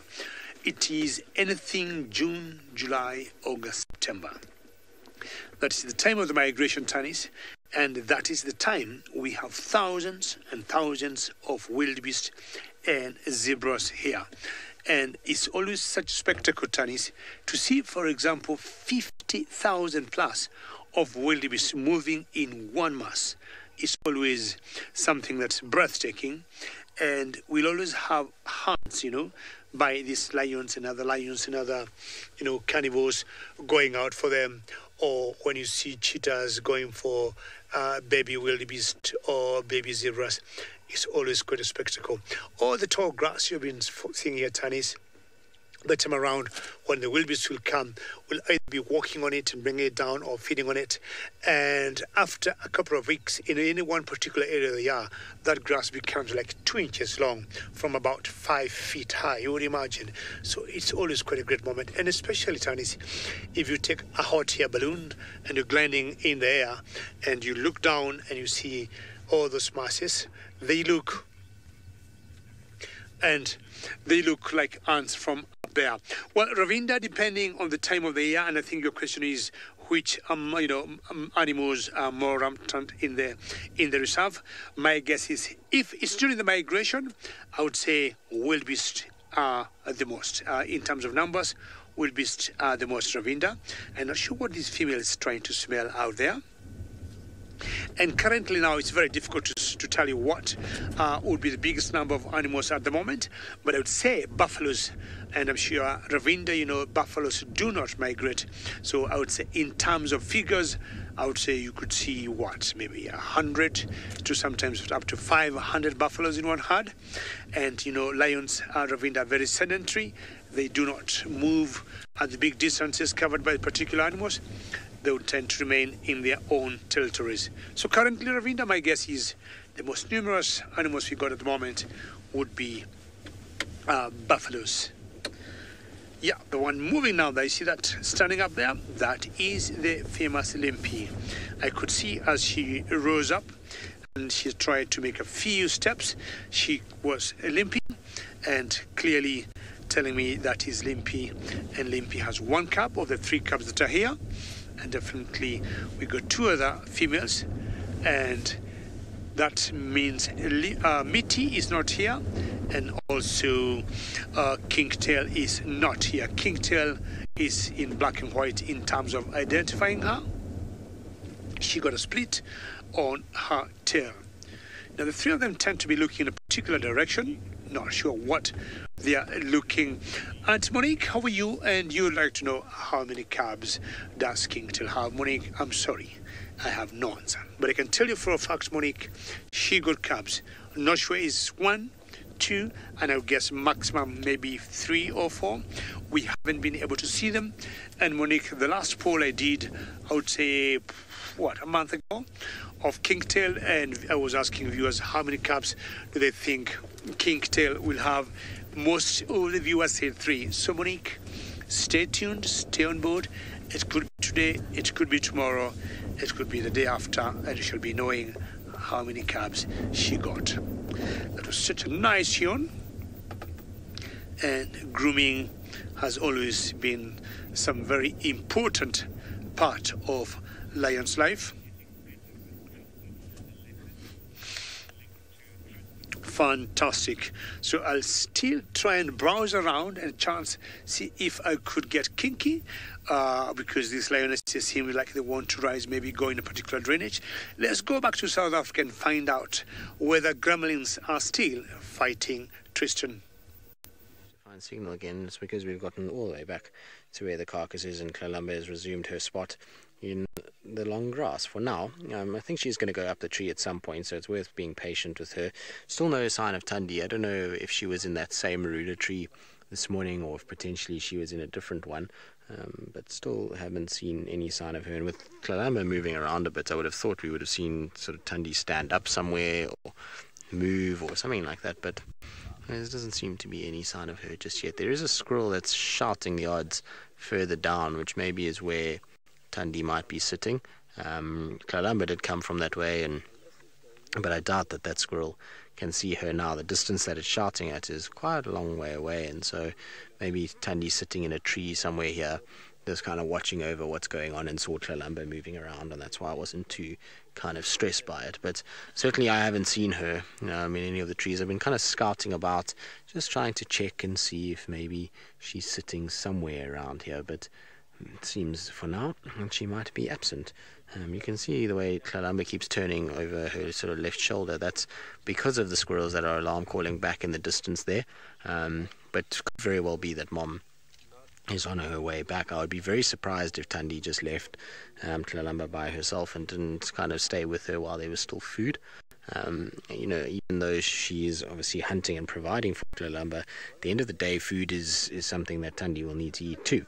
And so she might kind of, hang around and hope that she can also get a little feed, even though it's not a very big carcass.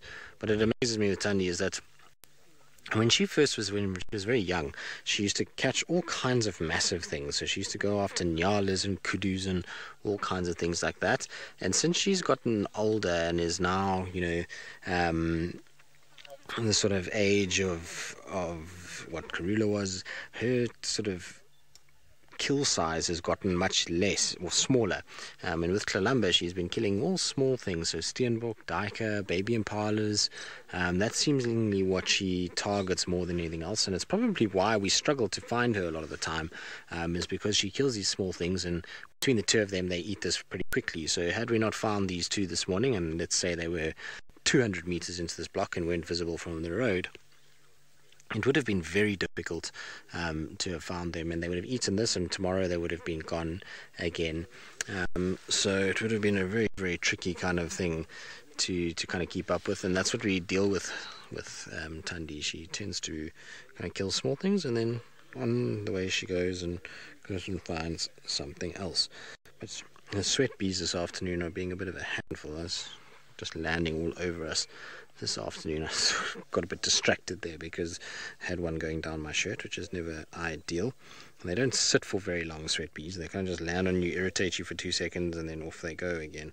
And very aware of what's going on around them. They kind of pick up what's happening very quickly. So you can't really actually get rid of them too much either. They don't seem to respond to too many different things. Now, you can see Kalamba, even though she's full and has gone and had a drink, if she was an adult leopard, she would have probably flopped down long ago, particularly if she was the kind of size of Tingana, then she would have flopped down and just taken it very, very easy. But because she's a little bit smaller and she's kind of got a kill here, she's a lot more aware of her environment. You see she's kind of watching everything that's going on around her. Oof, Romets. Difficult to know. I mean, it's constantly shifting and changing, and it's really tough to put a finger on who exactly has got the largest territory. For a long time, Anderson held quite a big territory. Tingana's got quite a big territory. But I mean, I don't really know the territory layout of Flat Rock and Flat Rock, Mashabane, Shovo in these days. Those have all changed and shifted. Also, Day One, these guys have all kind of moved and changed a little bit. So I'm actually not sure, to be honest with you, who holds the largest territory at the moment. I think in this northern sector, I would say Hukamuri, funny enough, which is quite an interesting one. He, at the moment, is kind of patrolling the western side of Djuma, and then all the way in towards Ottawa, down towards Londolozi, and then kind of, northwards towards the gates. So he's got quite a big area that he's patrolling. I think it would probably be very similar. If it is bigger, it's not too much more than what Tingana is still currently holding. Quarantine also holds a very large tract of land. I mean, he goes from Buffelshoek to Torchwood to Nkoro, and we have no idea how deep into Kruger he goes. So, I mean, they all hold fairly large sections, but I honestly don't know who's got the largest territory at the moment. It would have to probably be something that you'd have to go on to that Pantheris sort of study of all the sightings that have been logged and try get maps of them and try and see who's been moving around where in the last sort of 6 months to be able to sort of create that scenario or that comparison and be able to figure out exactly who is the sort of largest territory holder. But it will be one of the boys for sure. The females will have much smaller territories than the boys. Monique, yes, I would imagine so. I have a funny feeling she killed one and then just stumbled into the other one, and then made, just kind of used the opportunity and grabbed that one too. I don't think it was at the same time that these were made. Tlalamba theoretically could have made one, but I don't think so. I think this was the work of Thandi. You often see it when there's small kills around, as a leopardess will have multiple different kills. Now, she's going behind a vehicle, so we're going to just reposition slightly. Try and see if we can position so that if she goes to the kill, that we can see her going up the tree, because she is heading roughly towards where the kill is. Right, now, while I kind of loop around and try and get to where she's going, I'm going to send you across to Ali, who I believe has got some crocodilians.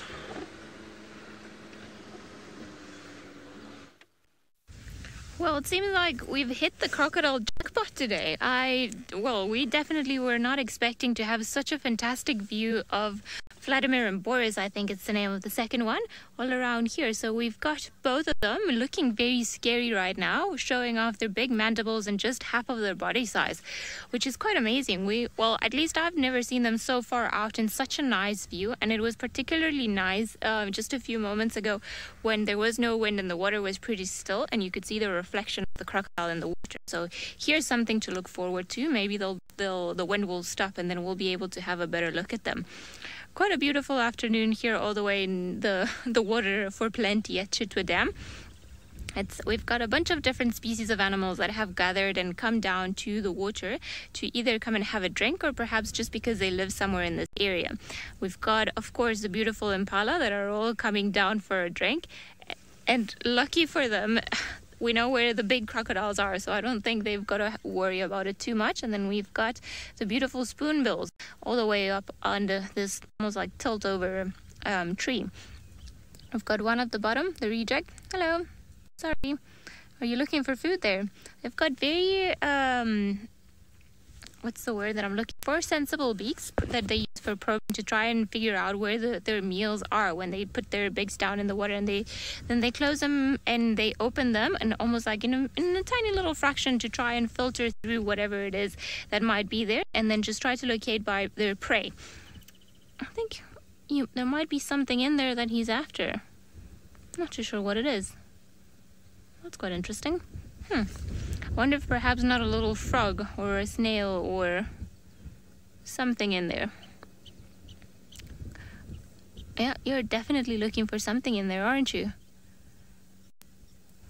Likely it can feel it and it knows that it's in there, but because of the shape of the bill, because it's round, and this is where they get the name from, spoon bill, because it looks like a spoon, it's not easier for them to actually get everything in there.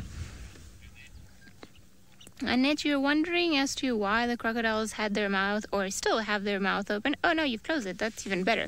So crocodiles and a lot of other animals like lizards and in general just reptiles, they have to use the weather conditions to regulate their body temperature. They're not like the mammals that they'll be able to maintain a certain body heat by metabolizing the food that they eat. So they don't produce heat this way. So what they do is, in days like today, or in general, when it's really hot, they'll come out to the sides of the bank, or to the water hole indeed. And if they're really hot, they open their mouth just to let the heat dissipate, to cool themselves down. And then if it gets really, really cold, cold, what they do is they'll go either into the water to try and prevent getting cold from the elements, and often you'll see them basking out on the sides. When you go wherever, if you go anywhere in the world, normally you can see lots, especially if the day or if the morning has been quite chilly. Throughout the day you see a lot of crocodiles basking in the sun, or just, you know, sunbathing. This they do to try and warm themselves up, just again to use their conditions, and particularly the sun, to try and warm up or cool down. Niconico, I do not think that they get particularly tired of having their mouth open. They seem to do it for a very long time, and it's normally their bottom jaw, the one that opens up, if I'm not mistaken. So they actually, once you close a crocodile's mandible, it's actually very hard for them to open it again. I would imagine that they've got some sort of adaptation, a tendon, or just the way that the jaw is built together that allows them to have their mouth open for quite a long period of time. They are also able to do it underwater, to have their mouth open underwater, thanks to a little flap, a little almost like chamber that prevents the water from going into their throat and then pretty much making them drown. Yeah, well, the impala are going crazy. Maybe they're doing a little bit of exercise, running there in front of Chitwa. Oh, well, how's that? I mean, I would be pretty happy if there were all of a sudden there was wild dogs coming all the way to them. Doesn't seem like there's too much, just a bit of an exercise mission. Everybody running. What sometimes happen with impala is that you'll have one that starts running and then all of a sudden they don't know what's happening and then they move. But there's something... the bushbuck. I got very excited. On the other end of the dam, it almost seemed like there was a golden creature coming down. Yes, roughly around there. Just towards room 11 there. And I thought, oh, I've lost it now. And then I thought that perhaps it was a leopard coming down. I almost held my breath in there for a second. Maybe that was what had made the impalas run, but not quite.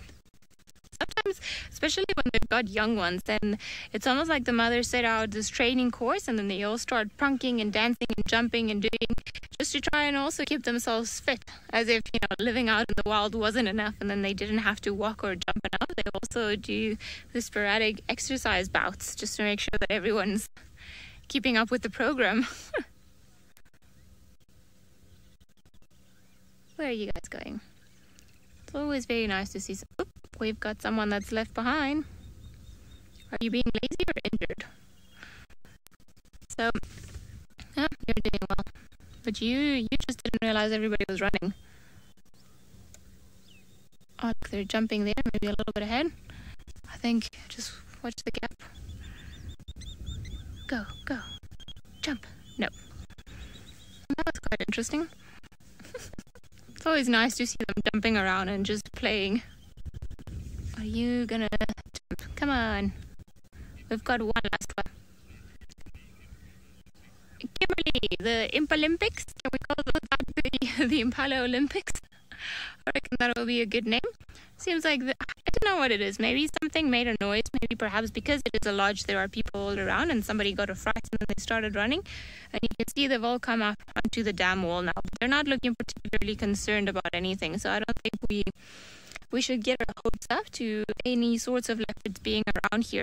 Although, just behind the dam wall, that's apparently where they saw Sibui, which is another female leopard, which is pretty much behind me right now. But she's not there. She's apparently gone into Little Gowrie, which is far in the distance over there. It's almost like Little Gowrie is the black hole that swallows everything.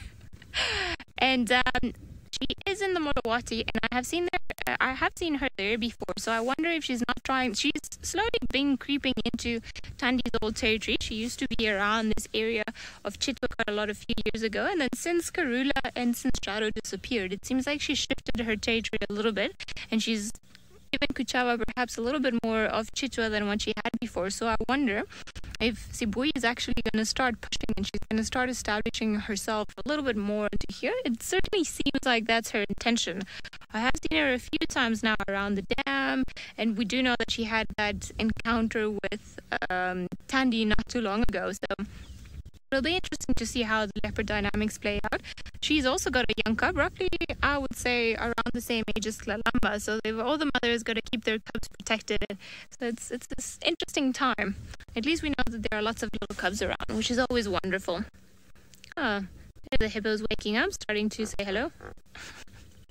And there's the rest of the pod there. I must say, not as many hippos as normal, or as you expect to see here. Perhaps a lot of them are under the water still and trying to deal with the conditions. It was very hot at one point today. It started as a very chilly morning, and then throughout the day, and even when we started the drive, it was unpleasant, but the wind's picking up a little. It seems like there's a new cloud cover coming in.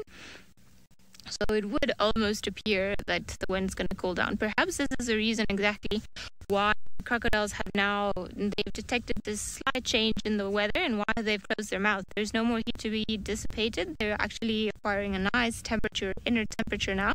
So no need to try and cool themselves further, because that's probably been achieved already. It's funny. It's almost like I feel like that's the same way that I look when I go to the beach, and you just like almost hang in there. Hey, where are you guys going? Paddle madness today. Very agile little creatures. Well, you guys are all lucky that the crocodiles are where you can see them.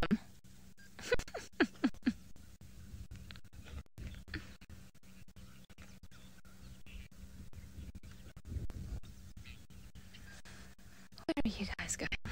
Beautiful. It's quite a relaxing afternoon just to see them all walking around there, and then we've got the beautiful dam here to our side. So I think anything that could make this better is perhaps a lion roaring in the distance, perhaps even a crocodile. A leopard. But, we can always hope. I actually had a very interesting experience when I was recently at Chitwa. So in the rooms that you can see in the distance there, the Niconico Pride... Oh, I can hear that. Yeah, there we go. That's the beautiful cry of the fish eagle. We've got a resident pair that seems to nest here every year, and they were making their stunning call. So there's one on the top, and then there was one just beneath at the bottom. And ironically, I don't know who came up with this and what's the scientific backup for this statement, but apparently it's always the female, the one that starts calling first, just wanting to find out where the male is. Which, I find it quite ironic. It seems like it's our curse. Doesn't matter in what species. But they are stunning, and it's perhaps the cry of the fish eagle is perhaps one of also those very iconic African calls, like the lions roaring or a leopard sawing at night or hyenas whooping. It's something that wherever you are, if you hear that, then you know that you're truly an African. It's such a beautiful call. I find it very melodious. I think I'm going to use that word. That's the one that I'm going to use. But yes, just to finish up my stories, I was saying earlier, I had quite an interesting experience with the Niconico Pride here not too long ago, because you can see a lot of the animals come to drink water from here. And then there was one occasion where they were not too far from here. They were actually further in that area, so towards the airstrip, I believe. And then at night, just as we closed out and then we were walking the guests back to their rooms, I got a call from the GM to just be very careful, because apparently they were coming and then they were walking straight towards the room where I was taking the guests. Really nothing happened, and the Nkohumas then eventually came out all the way around, and then they hunted a buffalo that was on the other side of the dam. So that ended up happily for everyone. I'm not too sure that I would have enjoyed to bump into a bunch of hungry lions in the middle of the night, but it's always exciting just to use all your flashlights and torches and then just look around. And then while we were having dinner, then that's when the lions decided to have dinner themselves. Just like these spoonbills are looking for all sorts of food in the crevices. Carla, the spoon shape of their bill, it just helps them find their food a little bit better. So you'll see that they don't normally feed on the trees the way that these ones are doing. I think they're just being opportunistic, and there might be something in there that they're interested, but they normally move around with their bills in the water. So they use their bill or the shape of their bill to be able to sense for little creatures that might be in there, but also then to catch them with their bill. So it's not like, and they don't normally strike like, for example, egrets will do, where they'll stand very still and then use their pointy shaped bill to try and catch things just by striking the water very quickly. They also don't have recurved bills, and they don't go normally inside of tree crevices or little holes to try and find their food in there. In a sense, I would say they're a little bit more similar to, I'm going to say ducks in the shape of the bill or in the function, but not quite. But if I can explain it that way, they just normally in the water with their beaks in there and then just trying to feel, and they move their heads left and right, to try and feel for little things. And then once they find them, then that's when they close their bill and then they proceed to eat whatever it is that they found. Actually, let me see if I can find the spoonbills in the book. See where are you? Letter S. Let's have a look here. Spoonbill. Feeds with characteristic side-to-side sweeping motion of bill. Okay, well, that's a better way of saying it. I'll give it to you, book. No, nothing more than that. That's as far as we get about their spoon, but it's they are pretty, I must say, very pretty birds. And funny enough, I think I've only seen them around in Chitwa, but not too many times, or not on too many occasions. They don't seem to be around, or at least around Chitwa. I think you guys will probably know better, but I haven't seen them all too much. Ellie yellowbird, I do not think that the spinbills breed for life. They normally feed in a colony, and then they'll find a suitable mate, and they'll all, let's say, have their nests in either the same bushes or roughly in the same area. But I am not aware of the fact that they mate for life. As far as I know, they don't. They find a new mate every year. There's definitely something tasty in that tree. I wonder what it is. I'm going to have a closer look with the binocular, see if we can decipher some finer details in there. Almost doesn't seem like it. Maybe they do have a little nest in there in the middle, and that's why they're all hanging around there. It would seem like quite an odd spot for the spoonbills to have their nest.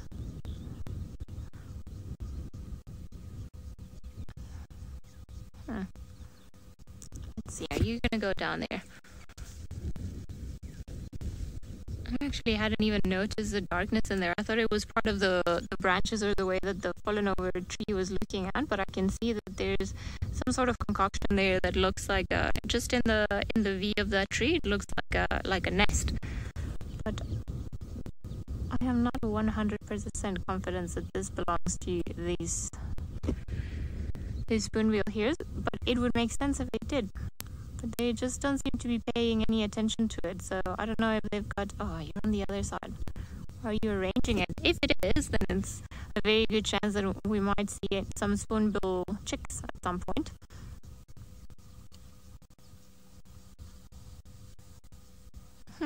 Okay, so you are fixing it. It is your nest. Oh, well done. I had no idea that this was here. It's funny how I was busy looking at everything else and I hadn't even noticed the big nest in the middle.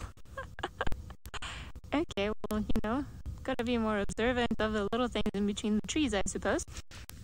I'm gonna stick around here, see what else comes to the water. Maybe the crocodiles will open their month. But I will send you guys across for a very beautiful sunset shot with David.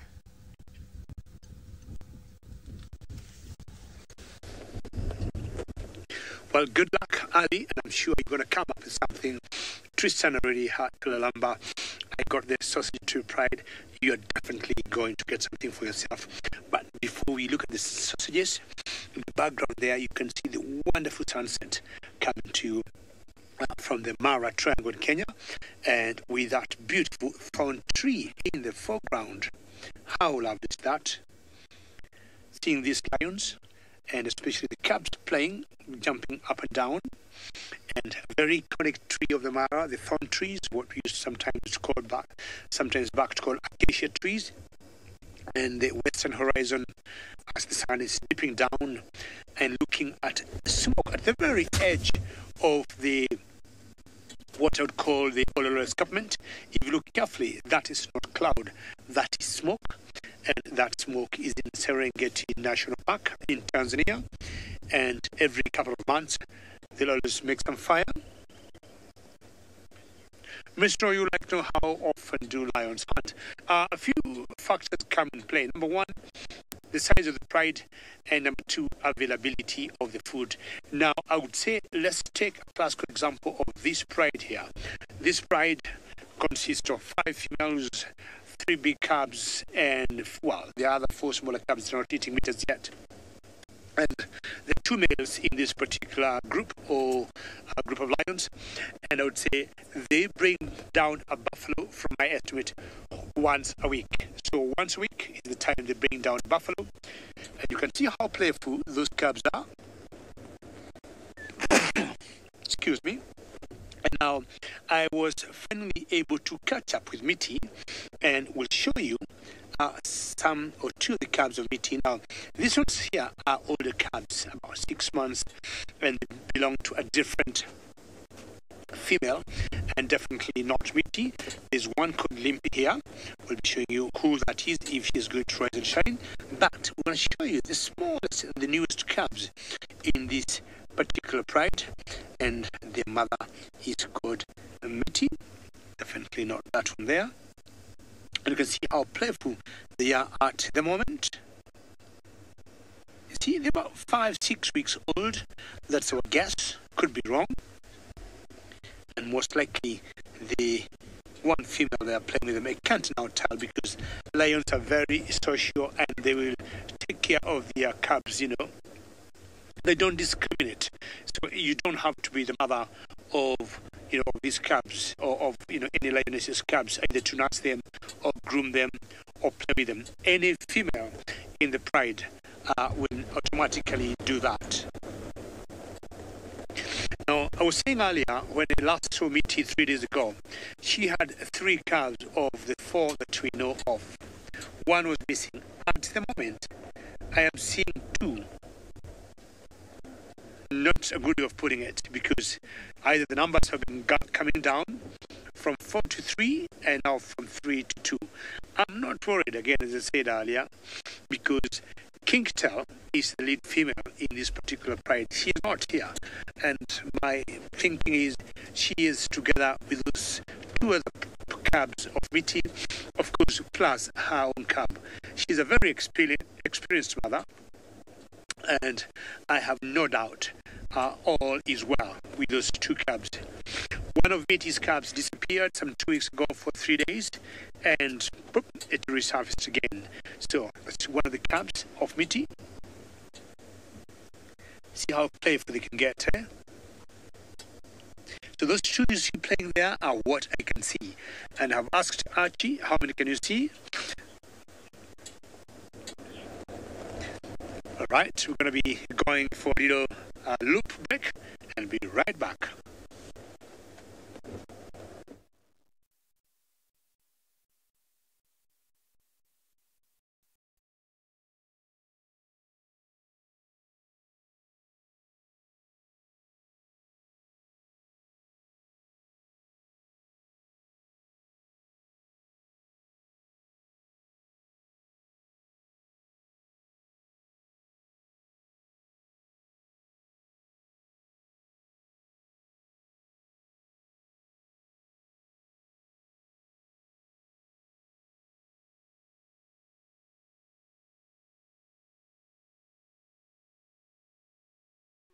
That, ladies and gentlemen, and once in a while we'll always have gremlins and face a few little tech issues, but I think we always come out winning. As I said earlier, we will always have formulas to deal with those challenges, and our cubs continue playing here, and these cubs belong to Mitty.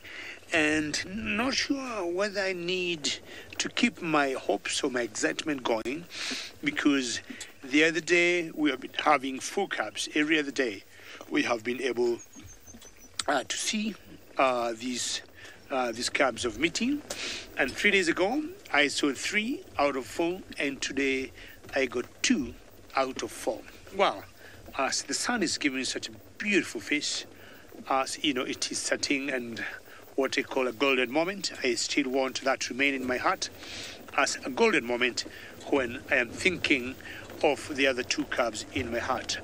And knowing they're in good hands with a grandmother who is called Kingtail. Now, those 2 cubs are fully grown. They're having their wonderful time, just playing there 6 months, good time. And I think these ones are almost to make it through, because they were around here before the migration left. I'm talking about the wildebeest and zebras, and they have survived since. Oh, the wildebeest went. What did you grab for yourself there? Is it a piece of meat or a piece of stick? Or are you just being playful? Make sure you don't eat anything that can hurt you. Now, these two cubs are the ones I've been seeing for the last, I would say, 15, 20 minutes. I've been here, or half an hour. And my question is, that is limp walking. If you look at her, you see she's walking a little, not very best way to walk. And I'm wondering where the other two cubs are. I might be having more questions than us. Because if I would have seen the four of them together from 3 the other day, I would be like, Vela, all under control, everything back in business. But now from 4 to 3 to 2, hopefully not to 1.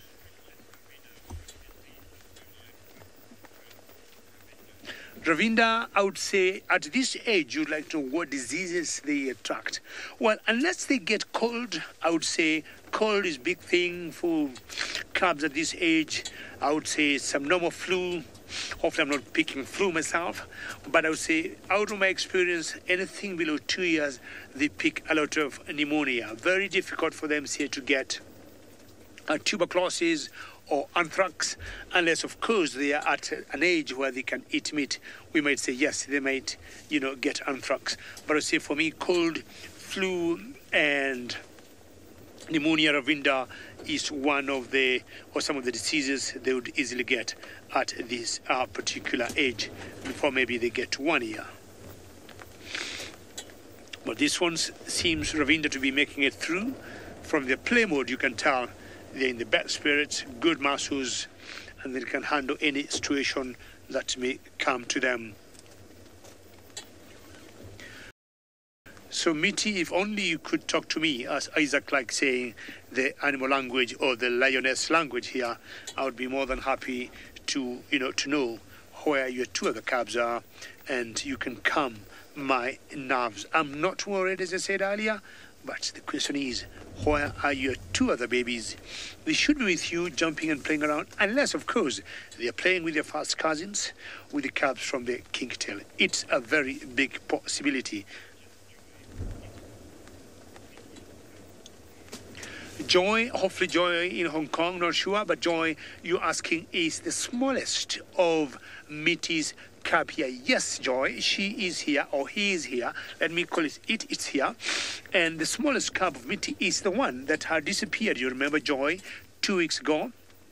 And when we saw all the 4 together, you could tell, Joy, it looked a little small, a bit slow, and not in very good shape or good spirit like the other 3 cubs. But I would say it has recovered remarkably and very well, because it's almost the same size as the other 3 cubs. So Joy, of the 2 that I got here, it's one of them. And I'm going to show you who it is if they all stand together, because initially you could tell, because it looked a little bit dark. And it's the one behind, not the one in the front. The one you see now, Joy, that's the one that had disappeared. Now it's back in the fold.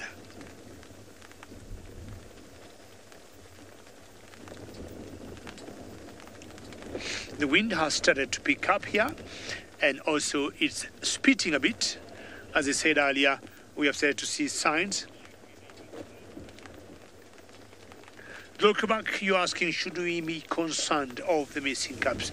Not at all, not at this stage, because as I said earlier, 2 weeks ago, one of the cubs of Mitty disappeared, and we were not worried. A lot of things would go wrong, and on the 3rd day, it resurfaced, and it's here with me now. So these are the 2. From the body language of the mother, it looks all good. So at this particular point in time, let's not worry about the 2 cubs that are missing in action. And I still want to believe they're with their grandmother, Kingtail. Being such an experienced mother, being the oldest in this particular pride, I think all is what I would call Hakuna Matata. Hakuna Matata, for those of you who do not know, means no worries, under control, and all is well. That is for our local language. I remember we're talking about Swahili or Kiswahili when we started the drive earlier, and that phrase It's very big here in Kenya of Hakuna Matata. So we've got 2 of those cubs here, and I'm sure either tomorrow we'll catch up the other one. Romet, always a pleasure to hear your name, and you're wondering with the long grass, anything could have happened. Yeah, Romet, I would agree with you. There's a lot of possibilities here out in the grass. And Romet, I'm sure you know, Limpy, one of the females here, initially she had 2 cubs. And after about a month or 2, she lost 1. And it took us, even today, I mean, you know, months later, nobody knows Romet.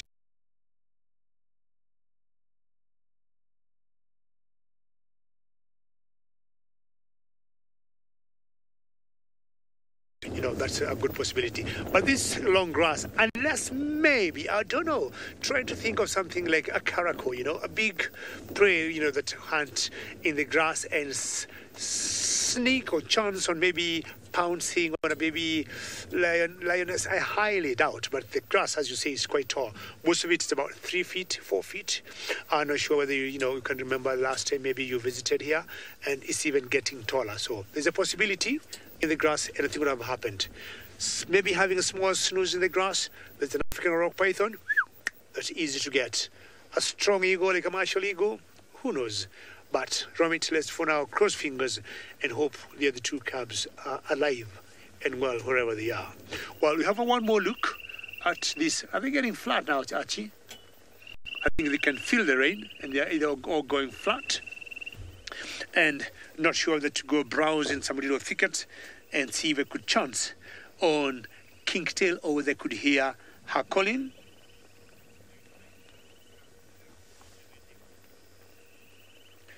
T-Hawk, I'm not sure whether the question was something about genetic problem. Was it about Kingtail? I'm not sure what exactly your question was. I'm sure Mary will give me that question again as we watch that one lioness moving away.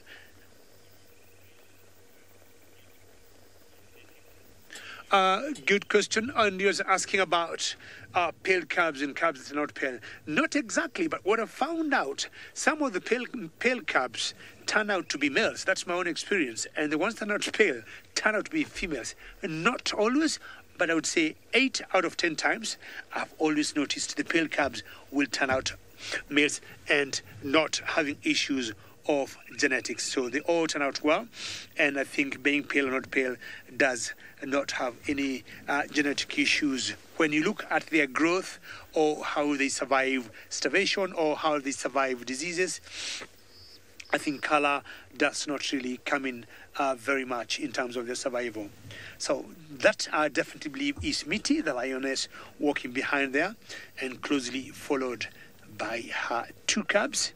Of course, going to join the other 2 females. Of course, safety or strength in numbers. She does not want to tag along very much. I mean, behind very much on her own, knowing that cubs at this particular age, they're very vulnerable. Well, very well done for the Sausage Tree girls. They've done very well. We'll take you across to South Africa to Tristan because he got a spotted cat.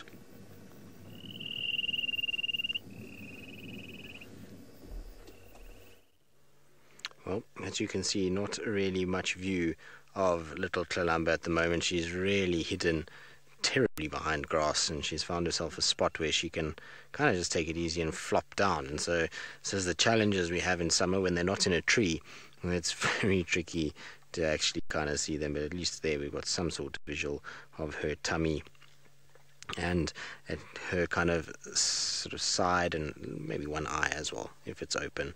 You can see her, but she's having a bit of a nap now. No sign of Thandi. We found the tree where Thandi had her carcass in it, but unfortunately it seems as though that tree, there's no sign of Thandi anywhere near it. There's still some skin of the carcass up there, and there's obviously the impala carcass of the little lamb is still around, but I don't know where Thandi is. She must be here somewhere. She's probably just doing exactly like Tlalamba is doing now, and unless you drive on top of her, you're not going to spot her in this long grass, unfortunately. So we'll hopefully kind of see her come out just now, hoping that she might walk towards the carcass and go up the tree. Now that it's around sort of sunset, it's cooled down massively since we started our afternoon. And so I was hoping with the sun setting that we might get one of them going up into the tree itself. But alas, little Tlalamba is sleepy. Thandi at the moment is, well, she's nowhere to be seen. So we just sit and we wait and we hope that our luck will change at some point and we'll kind of get them going up and down. Maybe they're waiting for everybody else to leave. She was so obliging when we first arrived. She took us on a nice walk. She went and drank. And then as soon as everybody else arrived, she just decided to kind of plonk herself down in the worst possible spot in order to kind of take it easy and sleep. I suppose for her it's a great spot. She's very well camouflaged. And, you know, it's easy to kind of sit tight inside there. But you can see the flies are driving her mad. I was talking about it earlier, that the flies are out of control again today, and so tough for her to be able to deal with them. And constantly she's biting at the air and kind of swatting with her paws, and her ears are flicking, and it's not comfortable sleeping in the summer months in comparison to winter time. But let's see how we go. And like I say, I think patience is going to be the key here. Eventually we're going to find one of them is going to pitch up and go up into the tree itself where the carcass is. I wouldn't be surprised if it happens in the next sort of half an hour or so. That sun is getting very low now, and as it starts to get darker, so it gets to the right sort of time to be able to kind of move around. It's a lot cooler, a lot easier for them to be able to move around, and certainly not as uncomfortable to be in direct sunlight. Also, on top of that, they can get out of the way of hyenas that undoubtedly will find the spot at some point tonight with the amount of vehicles that have moved around and general smell. You'll find that there will be hyenas that will move into this area. But for now, it's flat, sleepy kitty, that's for sure.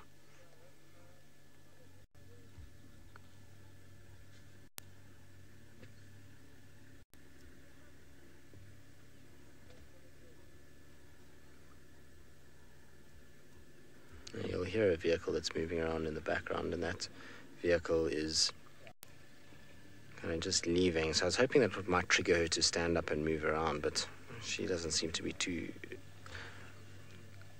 kind of interested. So Lizelle, I mean, it's debatable as to how long she's going to look after Tlalamba for. It's a lot. She's already kind of the same age as what Tumba was when she left him.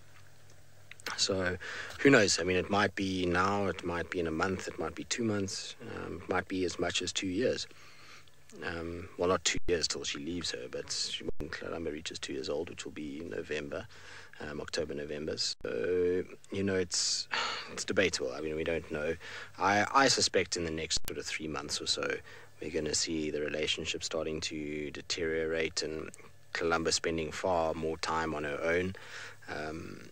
That's what I would imagine. Whether or not that is going to be the case is obviously remains to be seen. I think it depends entirely on Thandi, and if she comes into an estrus cycle, mates, and falls pregnant. If she falls pregnant, then, well, you never know. Maybe she's going to kind of start moving away a little bit faster, or maybe it's going to take much longer until she actually just comes into an estrus cycle. So it'll be interesting, that's for sure. Most of her cubs she's left fairly young, but Tumba was definitely the youngest of the batch, and so it'll be interesting to see how much Tlalamba kind of stays with Mom. I suppose it's also dependent on the individual. Tlalamba seems to be quite attached to the fact that Mom gives her food and typically harasses Thandi wherever she goes.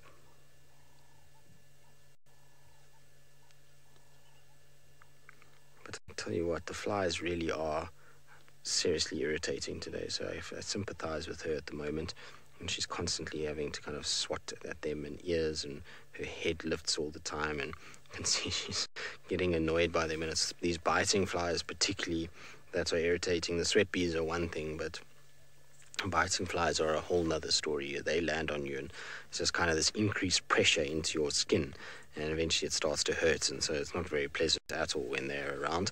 You can imagine in the inside of a leopard's ear, it must be seriously annoying. Their hearing is so adept and so good that it must be very irritating on those sensory hairs as those little flies move around and kind of crawl around close to their eardrums.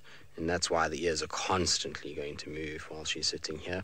You'll find the flies also congregate around her nose and her eye area, as well as her mouth section. So anywhere where there's a little bit of moisture, where they can be able to kind of harvest that moisture off, is where you'll start to see the kind of fly congregations taking place. But shame. It looks uncomfortable, that's for sure. Amazing how well she camouflages, though, when you think about it. Now, there goes another vehicle, so let's see if this is going to prompt her to wake up a little bit. I don't think so. I think she's quite happy to have a little nap. She was waited for us to first arrive before she woke up, and now is kind of going to take it very easy after her drink and a full tummy.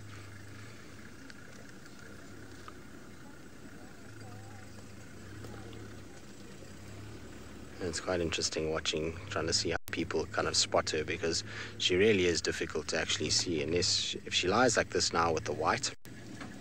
It's much easier, but when she was lying on her tummy, then it becomes a lot trickier because that white isn't nearly as visible as what it is now, and that makes life quite tricky to spot these guys. So if she hadn't been in the tree, or the carcass wasn't in the tree this morning, I don't think James and Trishada would have spotted them unless they had tracks. But it would have been very tricky to kind of see them in this area. It's seriously difficult. You have to be, we at the moment are probably less than 5 meters, or maybe 5 meters from where she is, and even then we've got a very, very kind of obscured visual of her lying in the grass like this.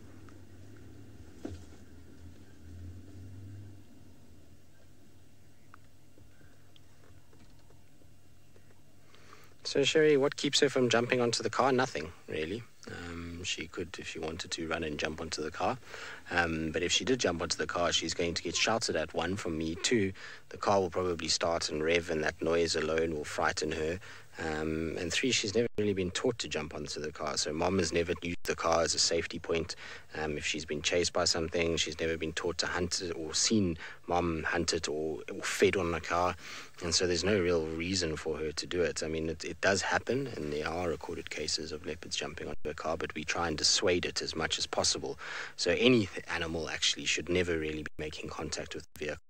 And that goes from, from elephants to leopard to cheetah.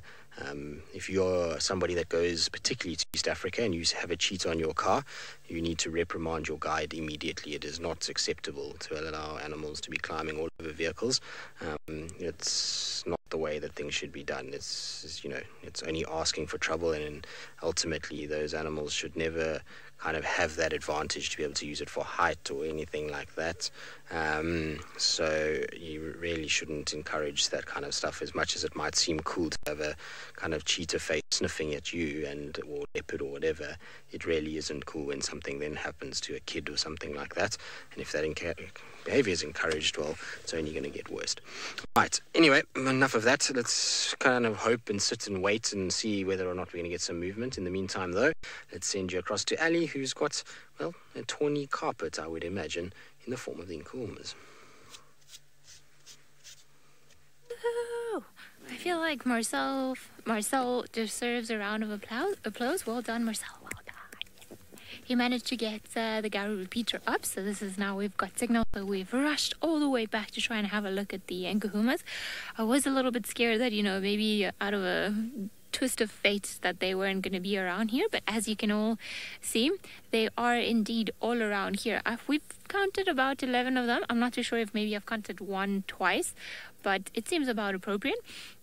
The grass is very long, so it's making it a little bit tricky to find out, and if I start driving around up and down, then I'm just going to bother them and potentially, interrupt their siesta, which is not what we want to do. And it seems like out of their own accord, they're all starting to become a little bit more active, which is great news. They are looking like they would like to have a meal.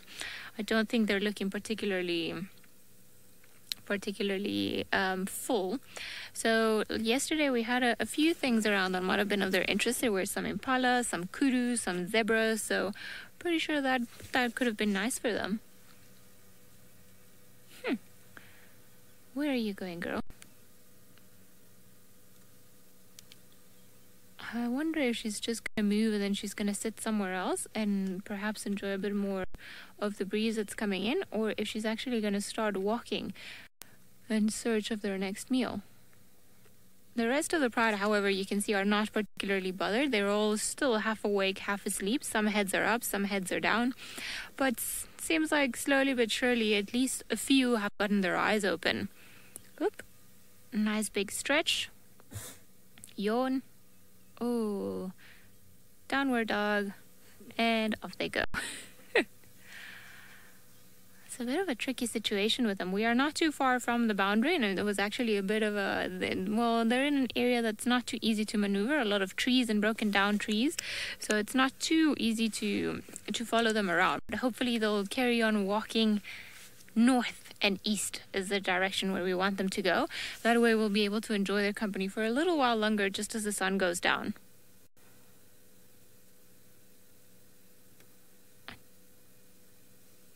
Everybody's still waking up.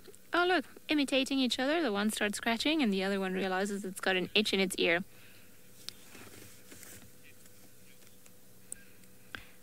Alright, seems like it's that time of the day where we welcome one of the schools on the school drive. So Hooker still is school. Very warm welcome from all of us at SafariLive. My name is Ali, and on camera with me today is David, and we are of course enjoying the company of this beautiful pride of lions.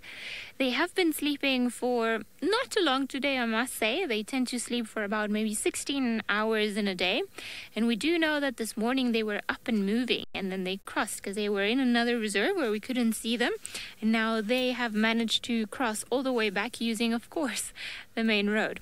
Now, it seems like we've gotten them just at the right time as they're starting to wake up, which is wonderful because sometimes it's very tricky with lions because they tend to just fall asleep. And if you look at all the grass that's around here, it's very hard to actually find them. And if they don't put their heads up, it's a little bit complicated to see them. But whoop, we've got two that have gotten up and have started moving. We've got a few more that seem to want to be getting up as well. And then the rest of them, not too interested. I would say it's probably the big females, the ones that are almost interested in getting up, the adults, and start moving around. And it's the youngsters that are still like, no, Mom, 5 more minutes, please.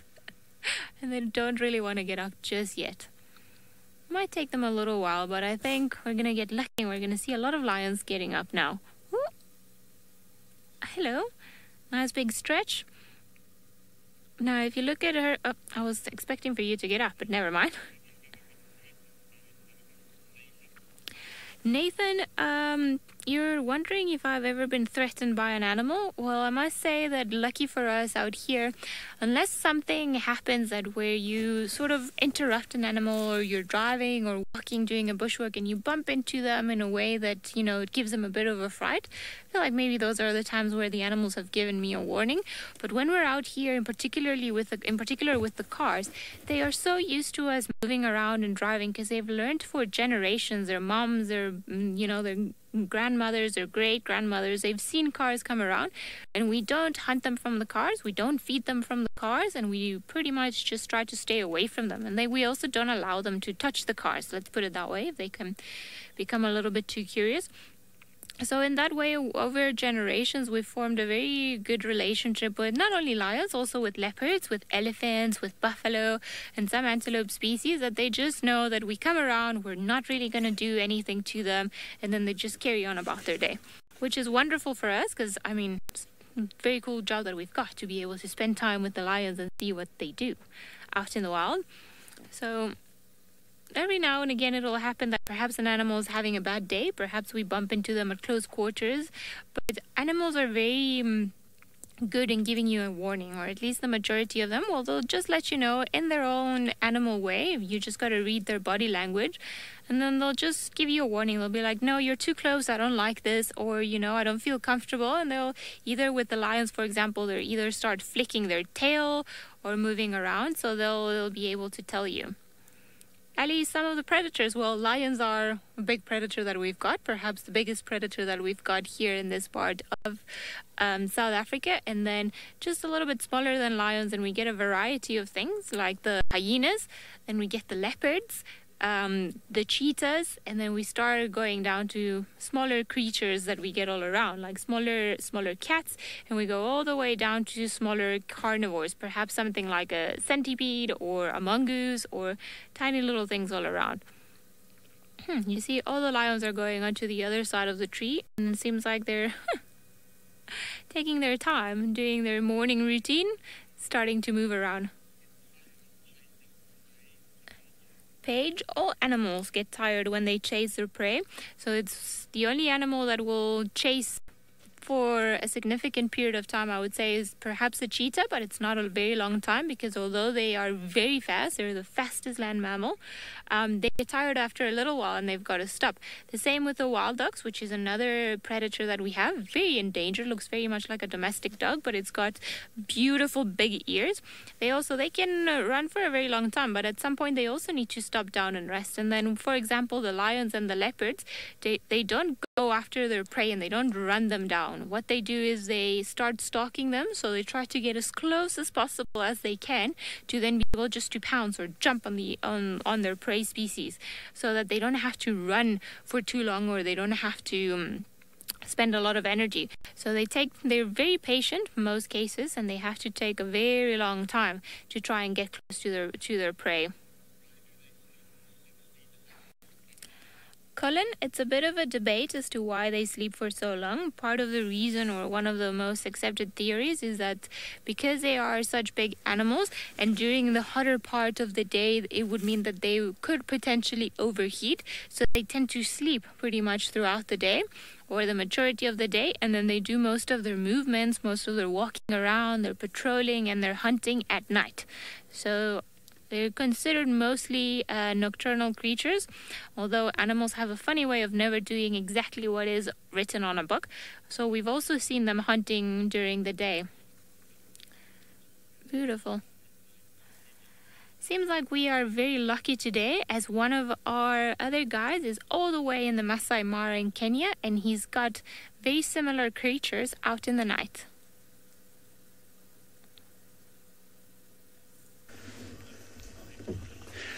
Hello, boys and girls of Hooksett Memorial School, and welcome to a different country, a different game reserve, and different lions. And I'm sure you notice one thing very quickly: it's a bit dark where we are. Well, my name is David, and with me on camera is Archie. Archie, how are you? And Archie says, boys and girls, welcome to Kenya.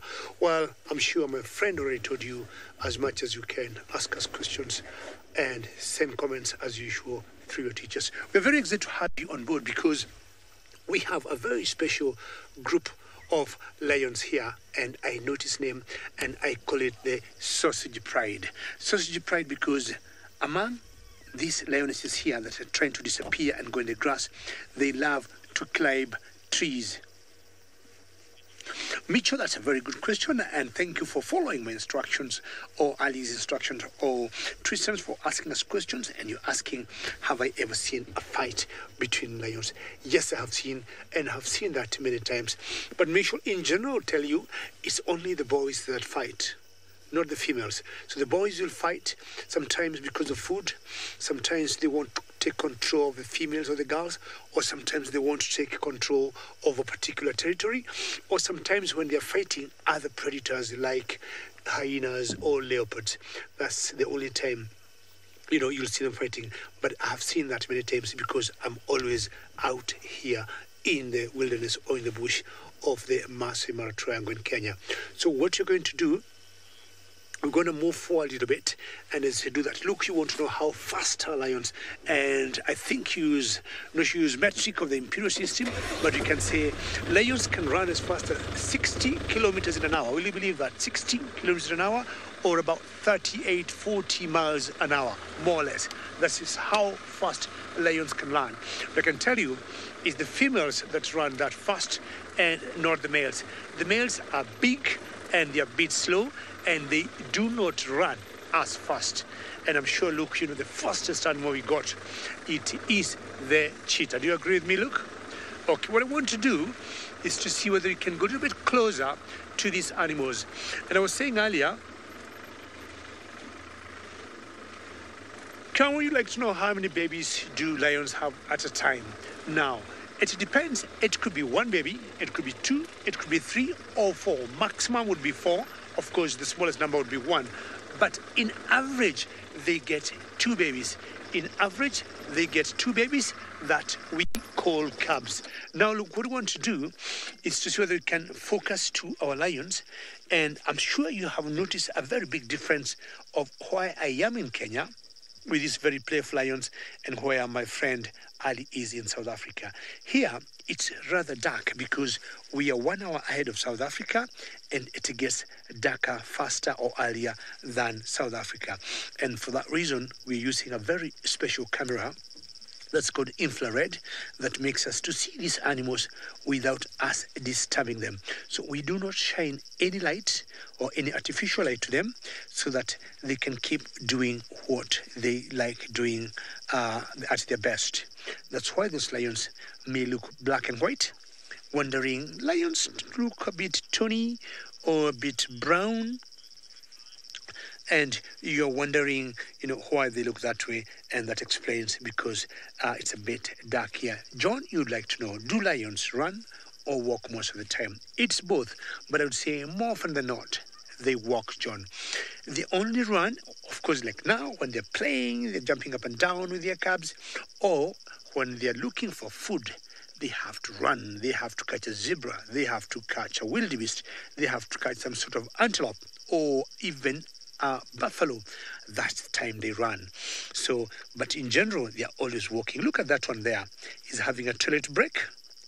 And just like the cats you have at home, we have seen cats out there once they do a wee, they'll always cover their wee or their poo. It's a very similar thing that lions will do. If you look carefully, the two small ones there, they just turned the eyes on the other side. And every time I try to get close to them, they keep disappearing in the grass. Let me just try and go a little closer. And as I do that, I think my friend Tristan have very interesting animals for you.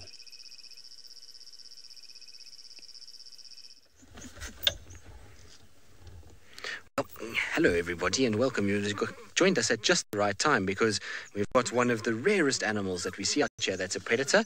Now these are called wild dogs. Can you hear them squeaking? Now wild dogs are an amazing creature and one of, well, many guides' favorite animals because they're very, very active and they run around all over the place and they'll hunt all kinds of different animals. And so we're very lucky to see them. There's not very many of these guys left in the world. In fact, only probably about 3,000 left in total worldwide, which gives you an idea. It's not very much at all. Now, they're busy feeding on the remains of a carcass at the moment.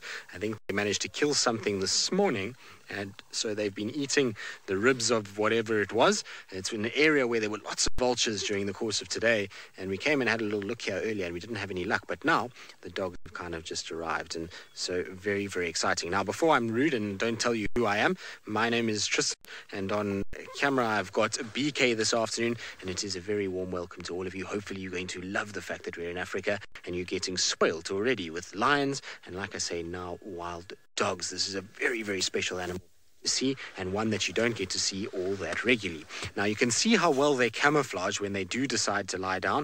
It can be really tricky to kind of see them. They lie in this long grass and their coat color is that of a sort of black and tan, and it makes it really tough to actually see them. And so a lot of the time with wild dogs is you smell them before you actually see them. You'll have a situation where they will kind of smell like a very strong kind of smell. I can't explain what kind of smell it is because it's just wild dog. It's nothing else in the world that smells like this. And you often smell them before you see them. But the animal that they brought down must have kind of been killed, like I say, early hours of today because there's been lots of vulture activity around, which means that these guys have kind of been through here for quite some time. But you can see this one is eating very fast. When these dogs eat, they eat as quick as they can. And the reason they eat so fast is because often hyenas are tailing them.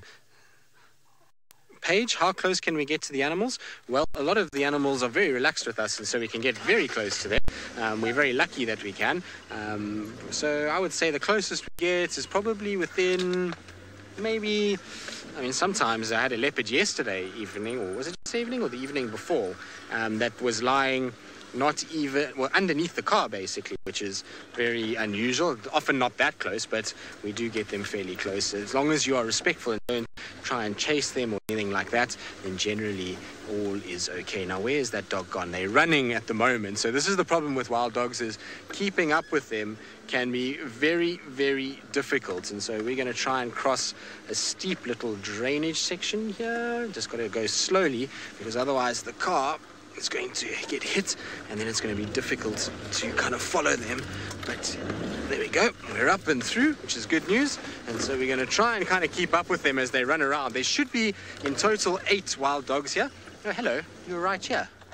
Are you busy eating still? So there's a wild dog that's just on my left-hand side right here, that is busy chomping away on those ribs that it was carrying. So it's having a little rib snack at the moment. And like I said, there should be 8 of them running around here. Maybe the rest have eaten already and they're now off to go and find something else. You'll find when wild dogs hunt, they hunt all over the place. Everyone will grab a different kind of piece and we'll all have a bit of a meal together. So there we go. It's decided that's finished and now off it goes. So we're going to try and keep up. It's going to be difficult because they move so fast, but we're definitely going to try and see if we can keep where they are going. Now, they're running into a direction that's difficult to kind of go to, but I have an idea of where they're heading, so we're just going to try and loop around so long and try and see if I can see them ahead of where they're running at the moment. So let's try and get through here. You want to be careful when you follow wild dogs, because driving through here is lots of stumps and holes and makes very, very tricky. Now, a lot of you want to know what is the maximum size of the wild dogs. Well, a big male wild dog is probably only weighing in pounds about 50 to 60 pounds, whereas the females are probably in the region of about 40 to 50 pounds. So the males are much bigger than the females. Now, a lot of them are kind of inside, running up and down and all over the place. And I'm just getting a call on the radio. Go ahead, Rex.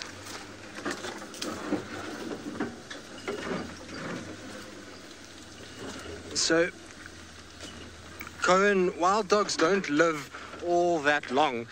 Unfortunately, you've got a lot of natural predators, so things like lions, hyenas, and so the sort of average age within this system is about 4 years old.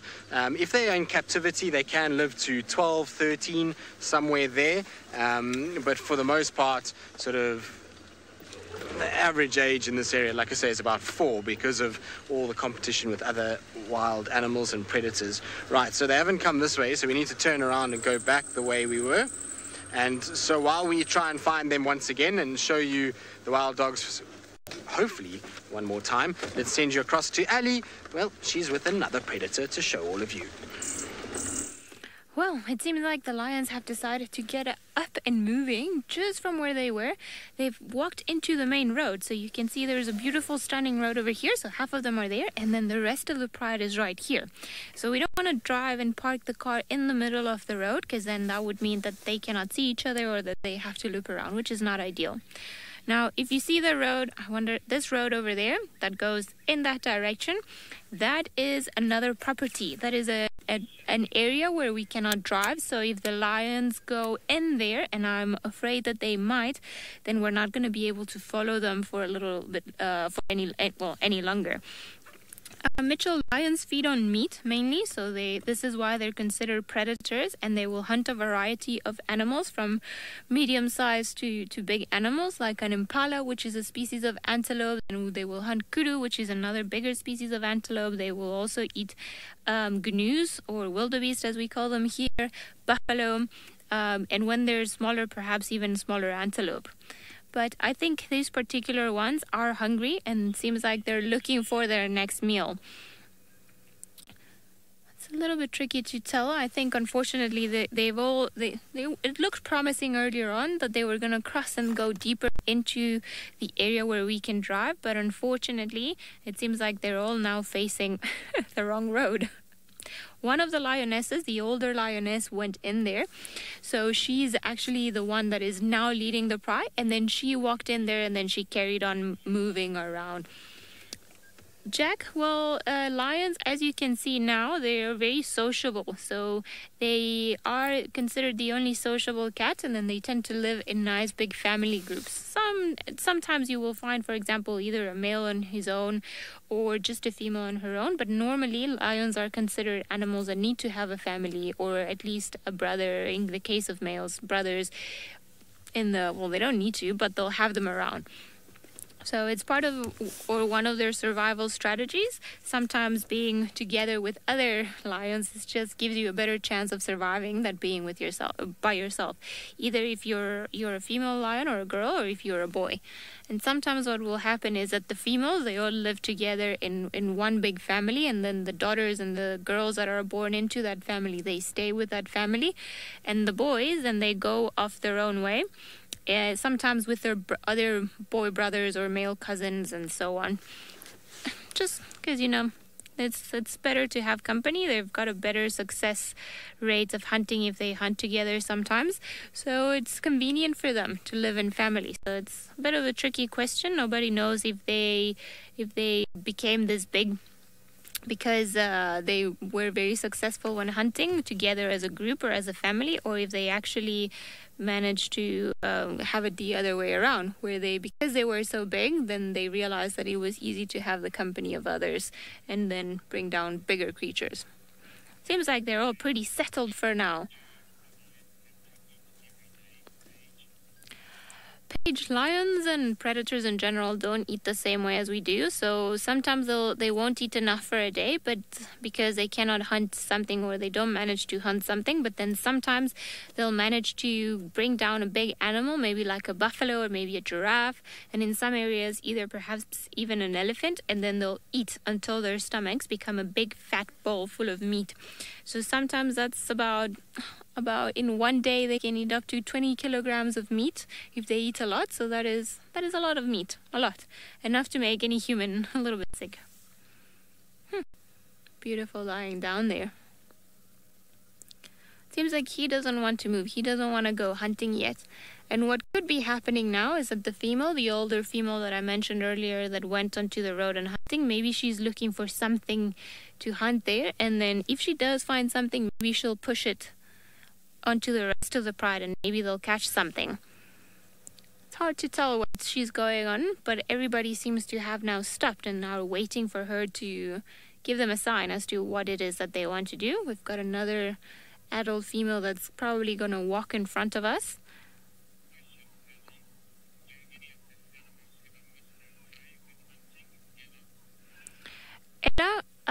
A lot of the predators, like the lions, often miss their prey when they go hunting. As a matter of fact, out of 10 times that they go hunting, maybe they only get it right 4 times out of 10. That is if they get lucky. So they've got to try a lot. Oh, you're coming to sleep next to us. Hi. So a lot of the times they've got to try many times before they actually manage to bring something down or to have a nice meal all together. It's not easy being a lion in terms of the hunting that they've got to do, but also the prey species or that the animals that they hunt are also very clever and have very interesting adaptations that allows them to find out or to have either a better sense of smell or a better sense of hearing, just to know when there's a predator like a lion that might be coming around. That's a pretty golden eye. Like the 007 movie. You see, the lions are still sleepy, so even if they've gotten moving and it's not nighttime yet, I think it's because they're hungry, but likely they're going to carry on moving for quite a period of time this evening, looking for something to eat. Paige, well, the lions have special eyes, and as do some of the other nighttime creatures that we get, that allows them to have better vision in the nighttime. And then, of course, if there's a night where there's a full moon, there's a lot of light that they use, and that way they're allowed to they're allowed to see better at night. They've got a specialized eye that is able to detect, perhaps they don't see in color as much, but their eyes are able to detect the movement of creatures and the details and the things that they see. And then behind their eye, they've got an interesting layer or a membrane that is almost like what it does. It's when the light goes in, it reflects it the second time. To be able, I don't know if you've done eyes on science yet, but it's quite an interesting mechanism as how our eyes work. And then the lions just have an extra something at the back of their eye that allows them to use very little light to produce the image of what it is that they're seeing. I wonder if the other female's gonna come here. Seems like everybody's pretty relaxed now. Colin, lions get clean by using their tongues. So they don't go in the water, at least not as much in this area, to go have a bath and then get rid of things. But they have a bath exactly like that female is doing on screen. So they'll use their tongues, which almost acts like a cum, to get rid of all the little pieces of dirt, perhaps even little pieces of meat that might be in there, or even parasites to clean their fur. Now, it's just like the movies. They will also clean their little ones if they've got little ones, and then they'll grab them and start licking them. And they will lick each other to give each other a bath to help each other maintain their coat condition. There we go. She's cleaning herself, grooming herself over there. So perhaps there was something there. Cameron, their ears twitch for a number of reasons, mainly either because there's there's a big yawn going there. Look at those teeth. The ears twitch either because there are tiny little insects flying around like flies and so on that might be bothering them, so they twitch their ears to shoo them away. But their ears are also constantly moving to detect the noises from all the animals that might be around. They've got a very good sense of hearing, and then their ears act like little satellite dishes that capture the noises from all around. You guys, you're being very lazy today. What's happening? You've just come to lie on the main road. Not too bad. As long as they stay on the main road, we will be very happy because we would like them to come to the right. Alexa, the lionesses could fight if they bumped into other lions that they're not related to. So the females, if they're all in one family, then they get along and they don't really fight unless there's a meal or something, and then they fight for the meal. But they don't fight to chase each other away. They're used to living in groups. So they tolerate the presence, or they're happy with other lions or of their family being around. If it were lions of another family or lions that they don't know, then they can fight because they don't want to share their space or the area where they live in with other groups of female lions that they do not know. Just thought that perhaps I saw the other lioness crossing back, but nope. Now, if you see this one, this is a young male lion, the one that's sleeping down there, and he's a bit of an exception to the rule. So he wasn't born to any of the females in this pride, but slowly but surely, being very patient and very wary of what he's done, he's managed to creep his way into the pride. Are you guys listening to this side? Now we've got all of the heads pointing onto the other side. And it sounds like there's something over there.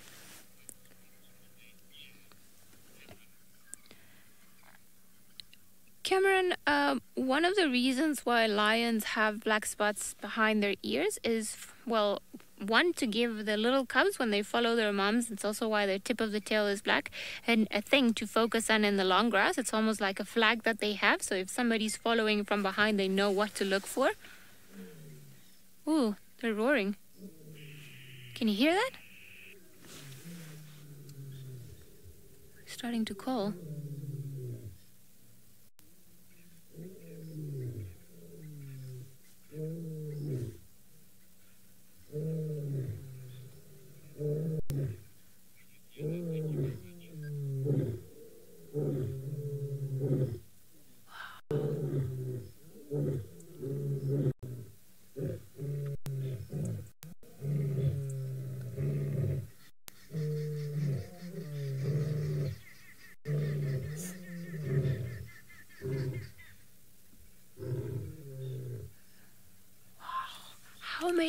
that. How lucky to hear the roar.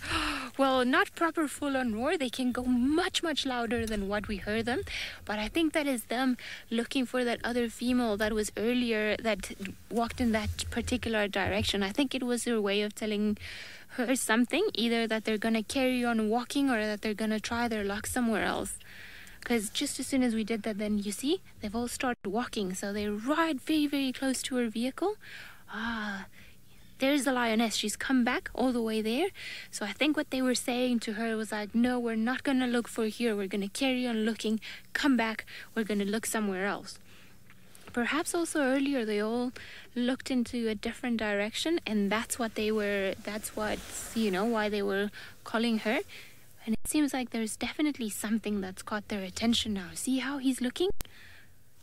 I cannot see anything, and I cannot tell what it is that they're looking at, but maybe it's an impala, maybe it's a buffalo, although I don't think so because we would have heard it.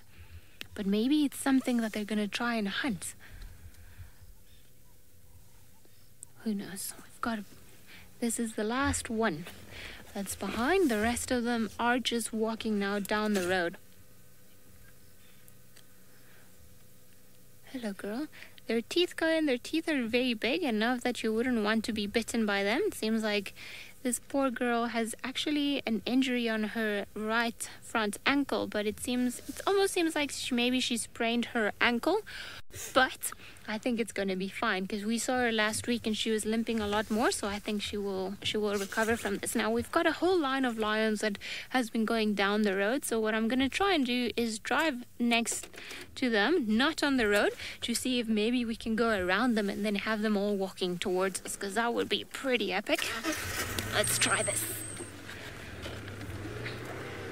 Whoop. And then maybe we'll be able to see them. But it's a pretty cool view to have a whole pride of lions walking in front of us. Alright, while we try to go all the way around them, and hopefully get a view of them all the way coming to us, we'll send you guys back across to David all the way in the Masai Mara.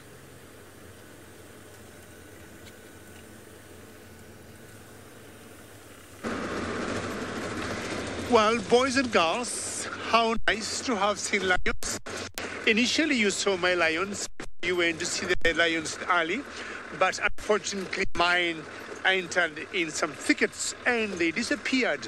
And I would say the reason that happened is because it was getting cold, and of course, it's very dark here, as you can see. I got my lights on. And the mothers of these cubs are very clever. They don't want their cubs to inhale cold air because they can easily get something like a cold or flu, and they start sneezing and coughing. So they were taken in a nice place where it's sheltered and can spend the night there until maybe tomorrow morning when they'll come out again. So I decided, let me move on. But I knew Ali had those lions, which I'm sure you have enjoyed to watch. So what I'm doing now is just to drive around and chancing anything on the road.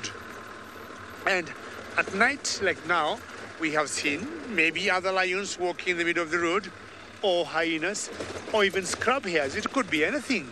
And also, I got my spotlight. And what I do with my spotlight is to switch it on, and I keep moving it from left to right to left, because I could see something on the grass. And I'm telling Archie, who is the camera operator with me today, let's see if we could get either buffaloes or elephants on the side of the road. Who knows? And as I keep trying to do that, I'll take you back to South Africa because Tristan got an interesting card for you.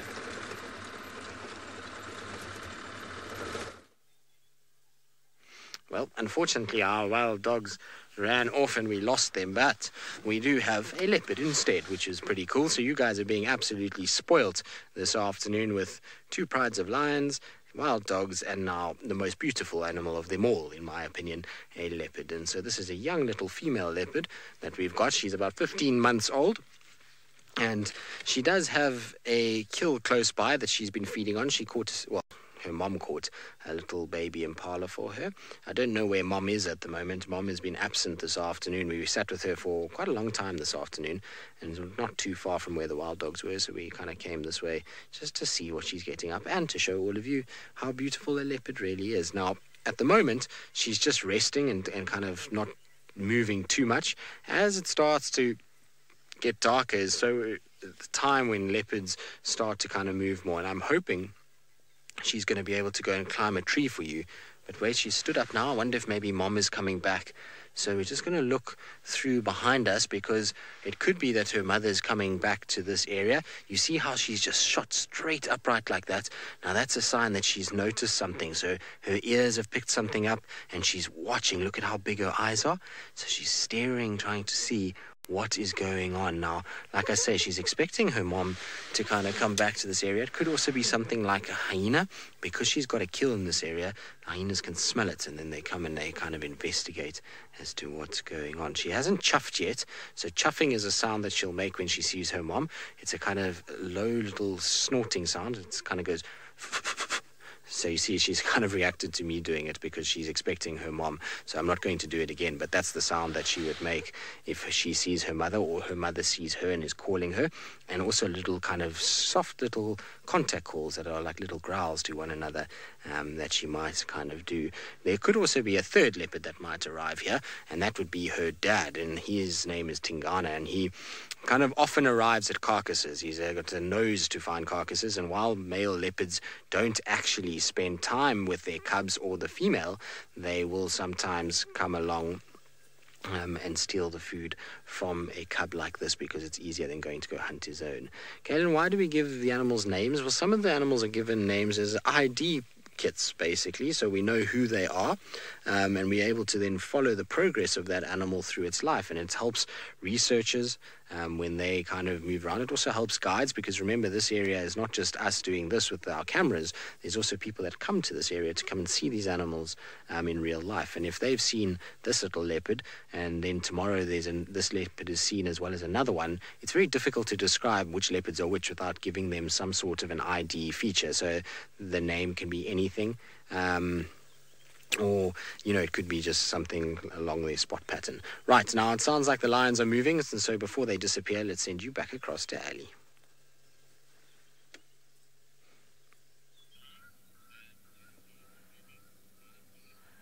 Right, it seems like the lions are going to carry on their hunt in an area where unfortunately we cannot drive, so this is probably going to be the last look that we're going to have for this evening. You see, they're all taking a path, and they're going right up here, and they're all walking in a single file following the big females that were also roaring a little bit earlier on. So as they carry on moving in there, unfortunately we're not going to be able to see them, because as you can see, there are a lot of trees, a lot of vegetation that is in the way. And then of course there's the added fact that we cannot drive in there, but we can see their heads going away, and you can see the black of the ears that acts as a flag, as I was telling you earlier, for everyone to follow each other. So sad. Seems like we've lost them now, but I mean, we had such a fantastic view of them, and then of course when they were roaring and calling, that was incredible. Now I think maybe there's something down there that they're interested in hunting, and that's why they went there, because their ears were perked and they were looking in that general direction and so on. So at least we got them, which is very awesome. So let's send you guys back across to Tristan and his spotted friend.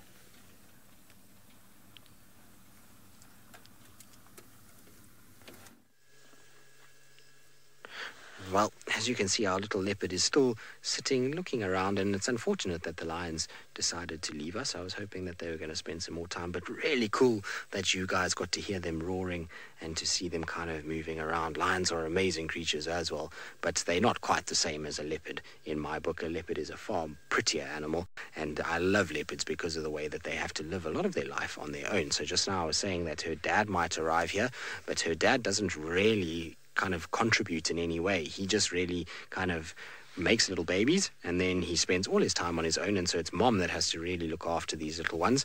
And soon this little girl is going to be on her own as well, and she's going to be starting her life as a little adult leopard, and that's going to be probably in the next, I would say, 6 months. And then from there she's what we kind of term a sub-adult leopard. And then she's a sub-adult all the way until she reaches about 3.5 years old, where she can start to then reproduce for the first time and have her own little cubs. And so it's a long time until she's safe from a lot of different things like male leopards who will often kill cubs to get the females back into estrus, so she's got a long way to go. Mitchell, how old do leopards get? It depends the area that you're in and the density of leopards, but generally what you will find is that a male leopard lives slightly shorter than a female leopard.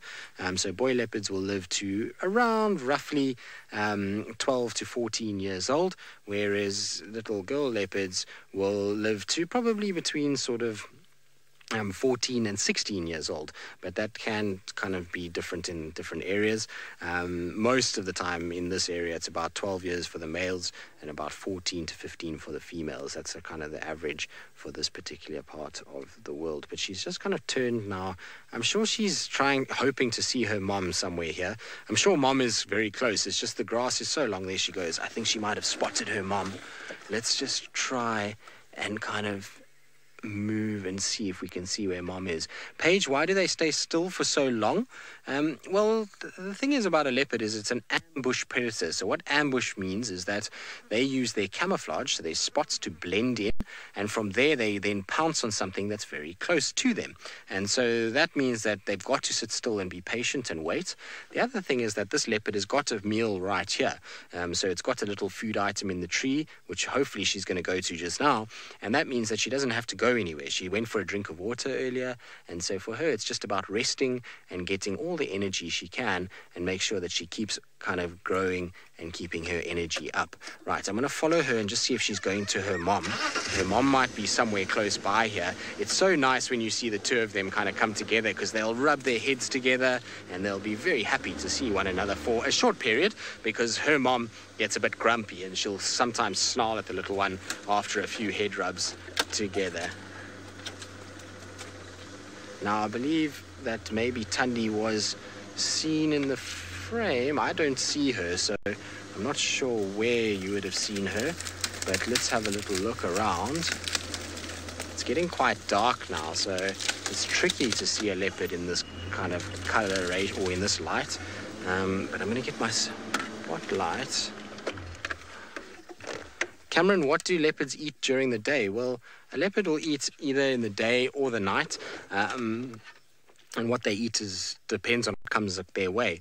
A leopard has a very kind of unique ability to catch many different things, from insects all the way to baby elephants. And so, in fact, there was a study that was busy being done on leopards, and they recorded 38 different species of leopards being killed. Of species that leopards have killed over the course of the last year. So there's quite a little, 34, sorry, I think was the number. There's a lot of different species that leopards go after, and they will eat like I say, anything from insects, but most of the time what they feed on is small to medium-sized antelope, so things like deer or deer.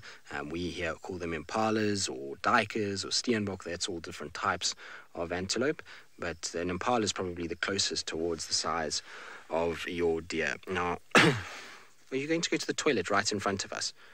Oh, goodness, she's going to go to the loo right in front of the car. So you were asking earlier how close they sometimes get. You can see sometimes the leopards will get quite close to the front of the car. They're not too worried about it, and it's why this area is one of the best areas in the world for looking for leopards, because the leopards here are so relaxed. Tamron, how many baby leopards do the moms have? Well, normally on average 2, but can be 3 and also 1. So, but most of the time is kind of the average number is 2. But you can see, look, she's just coming to say hello, just coming to look and see what's going on. Hello, little Kalamba. No, you're not allowed up there. That's not for you. So she's just having a little sniff around just to see what this big object is. At this age, she's still quite young, and so she's quite curious about what goes on. And so she likes to kind of come and investigate things all around her. And so that's why sometimes she'll kind of come up to the front of the car just to have a quick look and see what's going on. Now, are you going to go to your kill? And let's see if she's going to go to a to the kill that she's got. Now, Luke, how big can leopards get? Leopards, well, a female leopard is smaller than the male, so a female leopard will range, depending on the area, from anywhere... Oh, you're going to lie right behind us. So she's lying literally behind the vehicle at the moment. You can see the backside of the car, and she's just kind of peering at us through the little gap. But essentially, a female leopard will weigh anywhere between 30 pounds, or actually even 25 pounds, all the way up to about 90 pounds, whereas a male leopard can weigh anywhere from sort of 150 to 200 pounds. So they get much, much bigger. The leopards in this part of the world, here in the savannas of Africa, they are the biggest that you get. So here and some of them in India and in Sri Lanka, and the males will constantly be around sort of 170 to 200 pounds. If you go to some areas where it's mountainous, you'll find that the leopards in those areas, a male leopard will be only about 100 pounds, and that's because he can't find the big prey animals like they find here. He has to rely on things like little mice and those kinds of things in order to survive. But you can see she's kind of decided that's where she's going to sit, so we can't go anywhere until she decides to move, unfortunately. But it's that time of the day, though, where we're going to say goodbye to all of you guys. I hope that you had the most wonderful time with us in Africa. It was an action-packed school safari this afternoon, and you got to see all kinds of amazing creatures, and I hope that you won't have any homework this afternoon, and I hope that you will have a lovely day further. So from all of us, we'll see you all soon, and for our regular viewers, we'll see you tomorrow morning on our Sunrise Safari.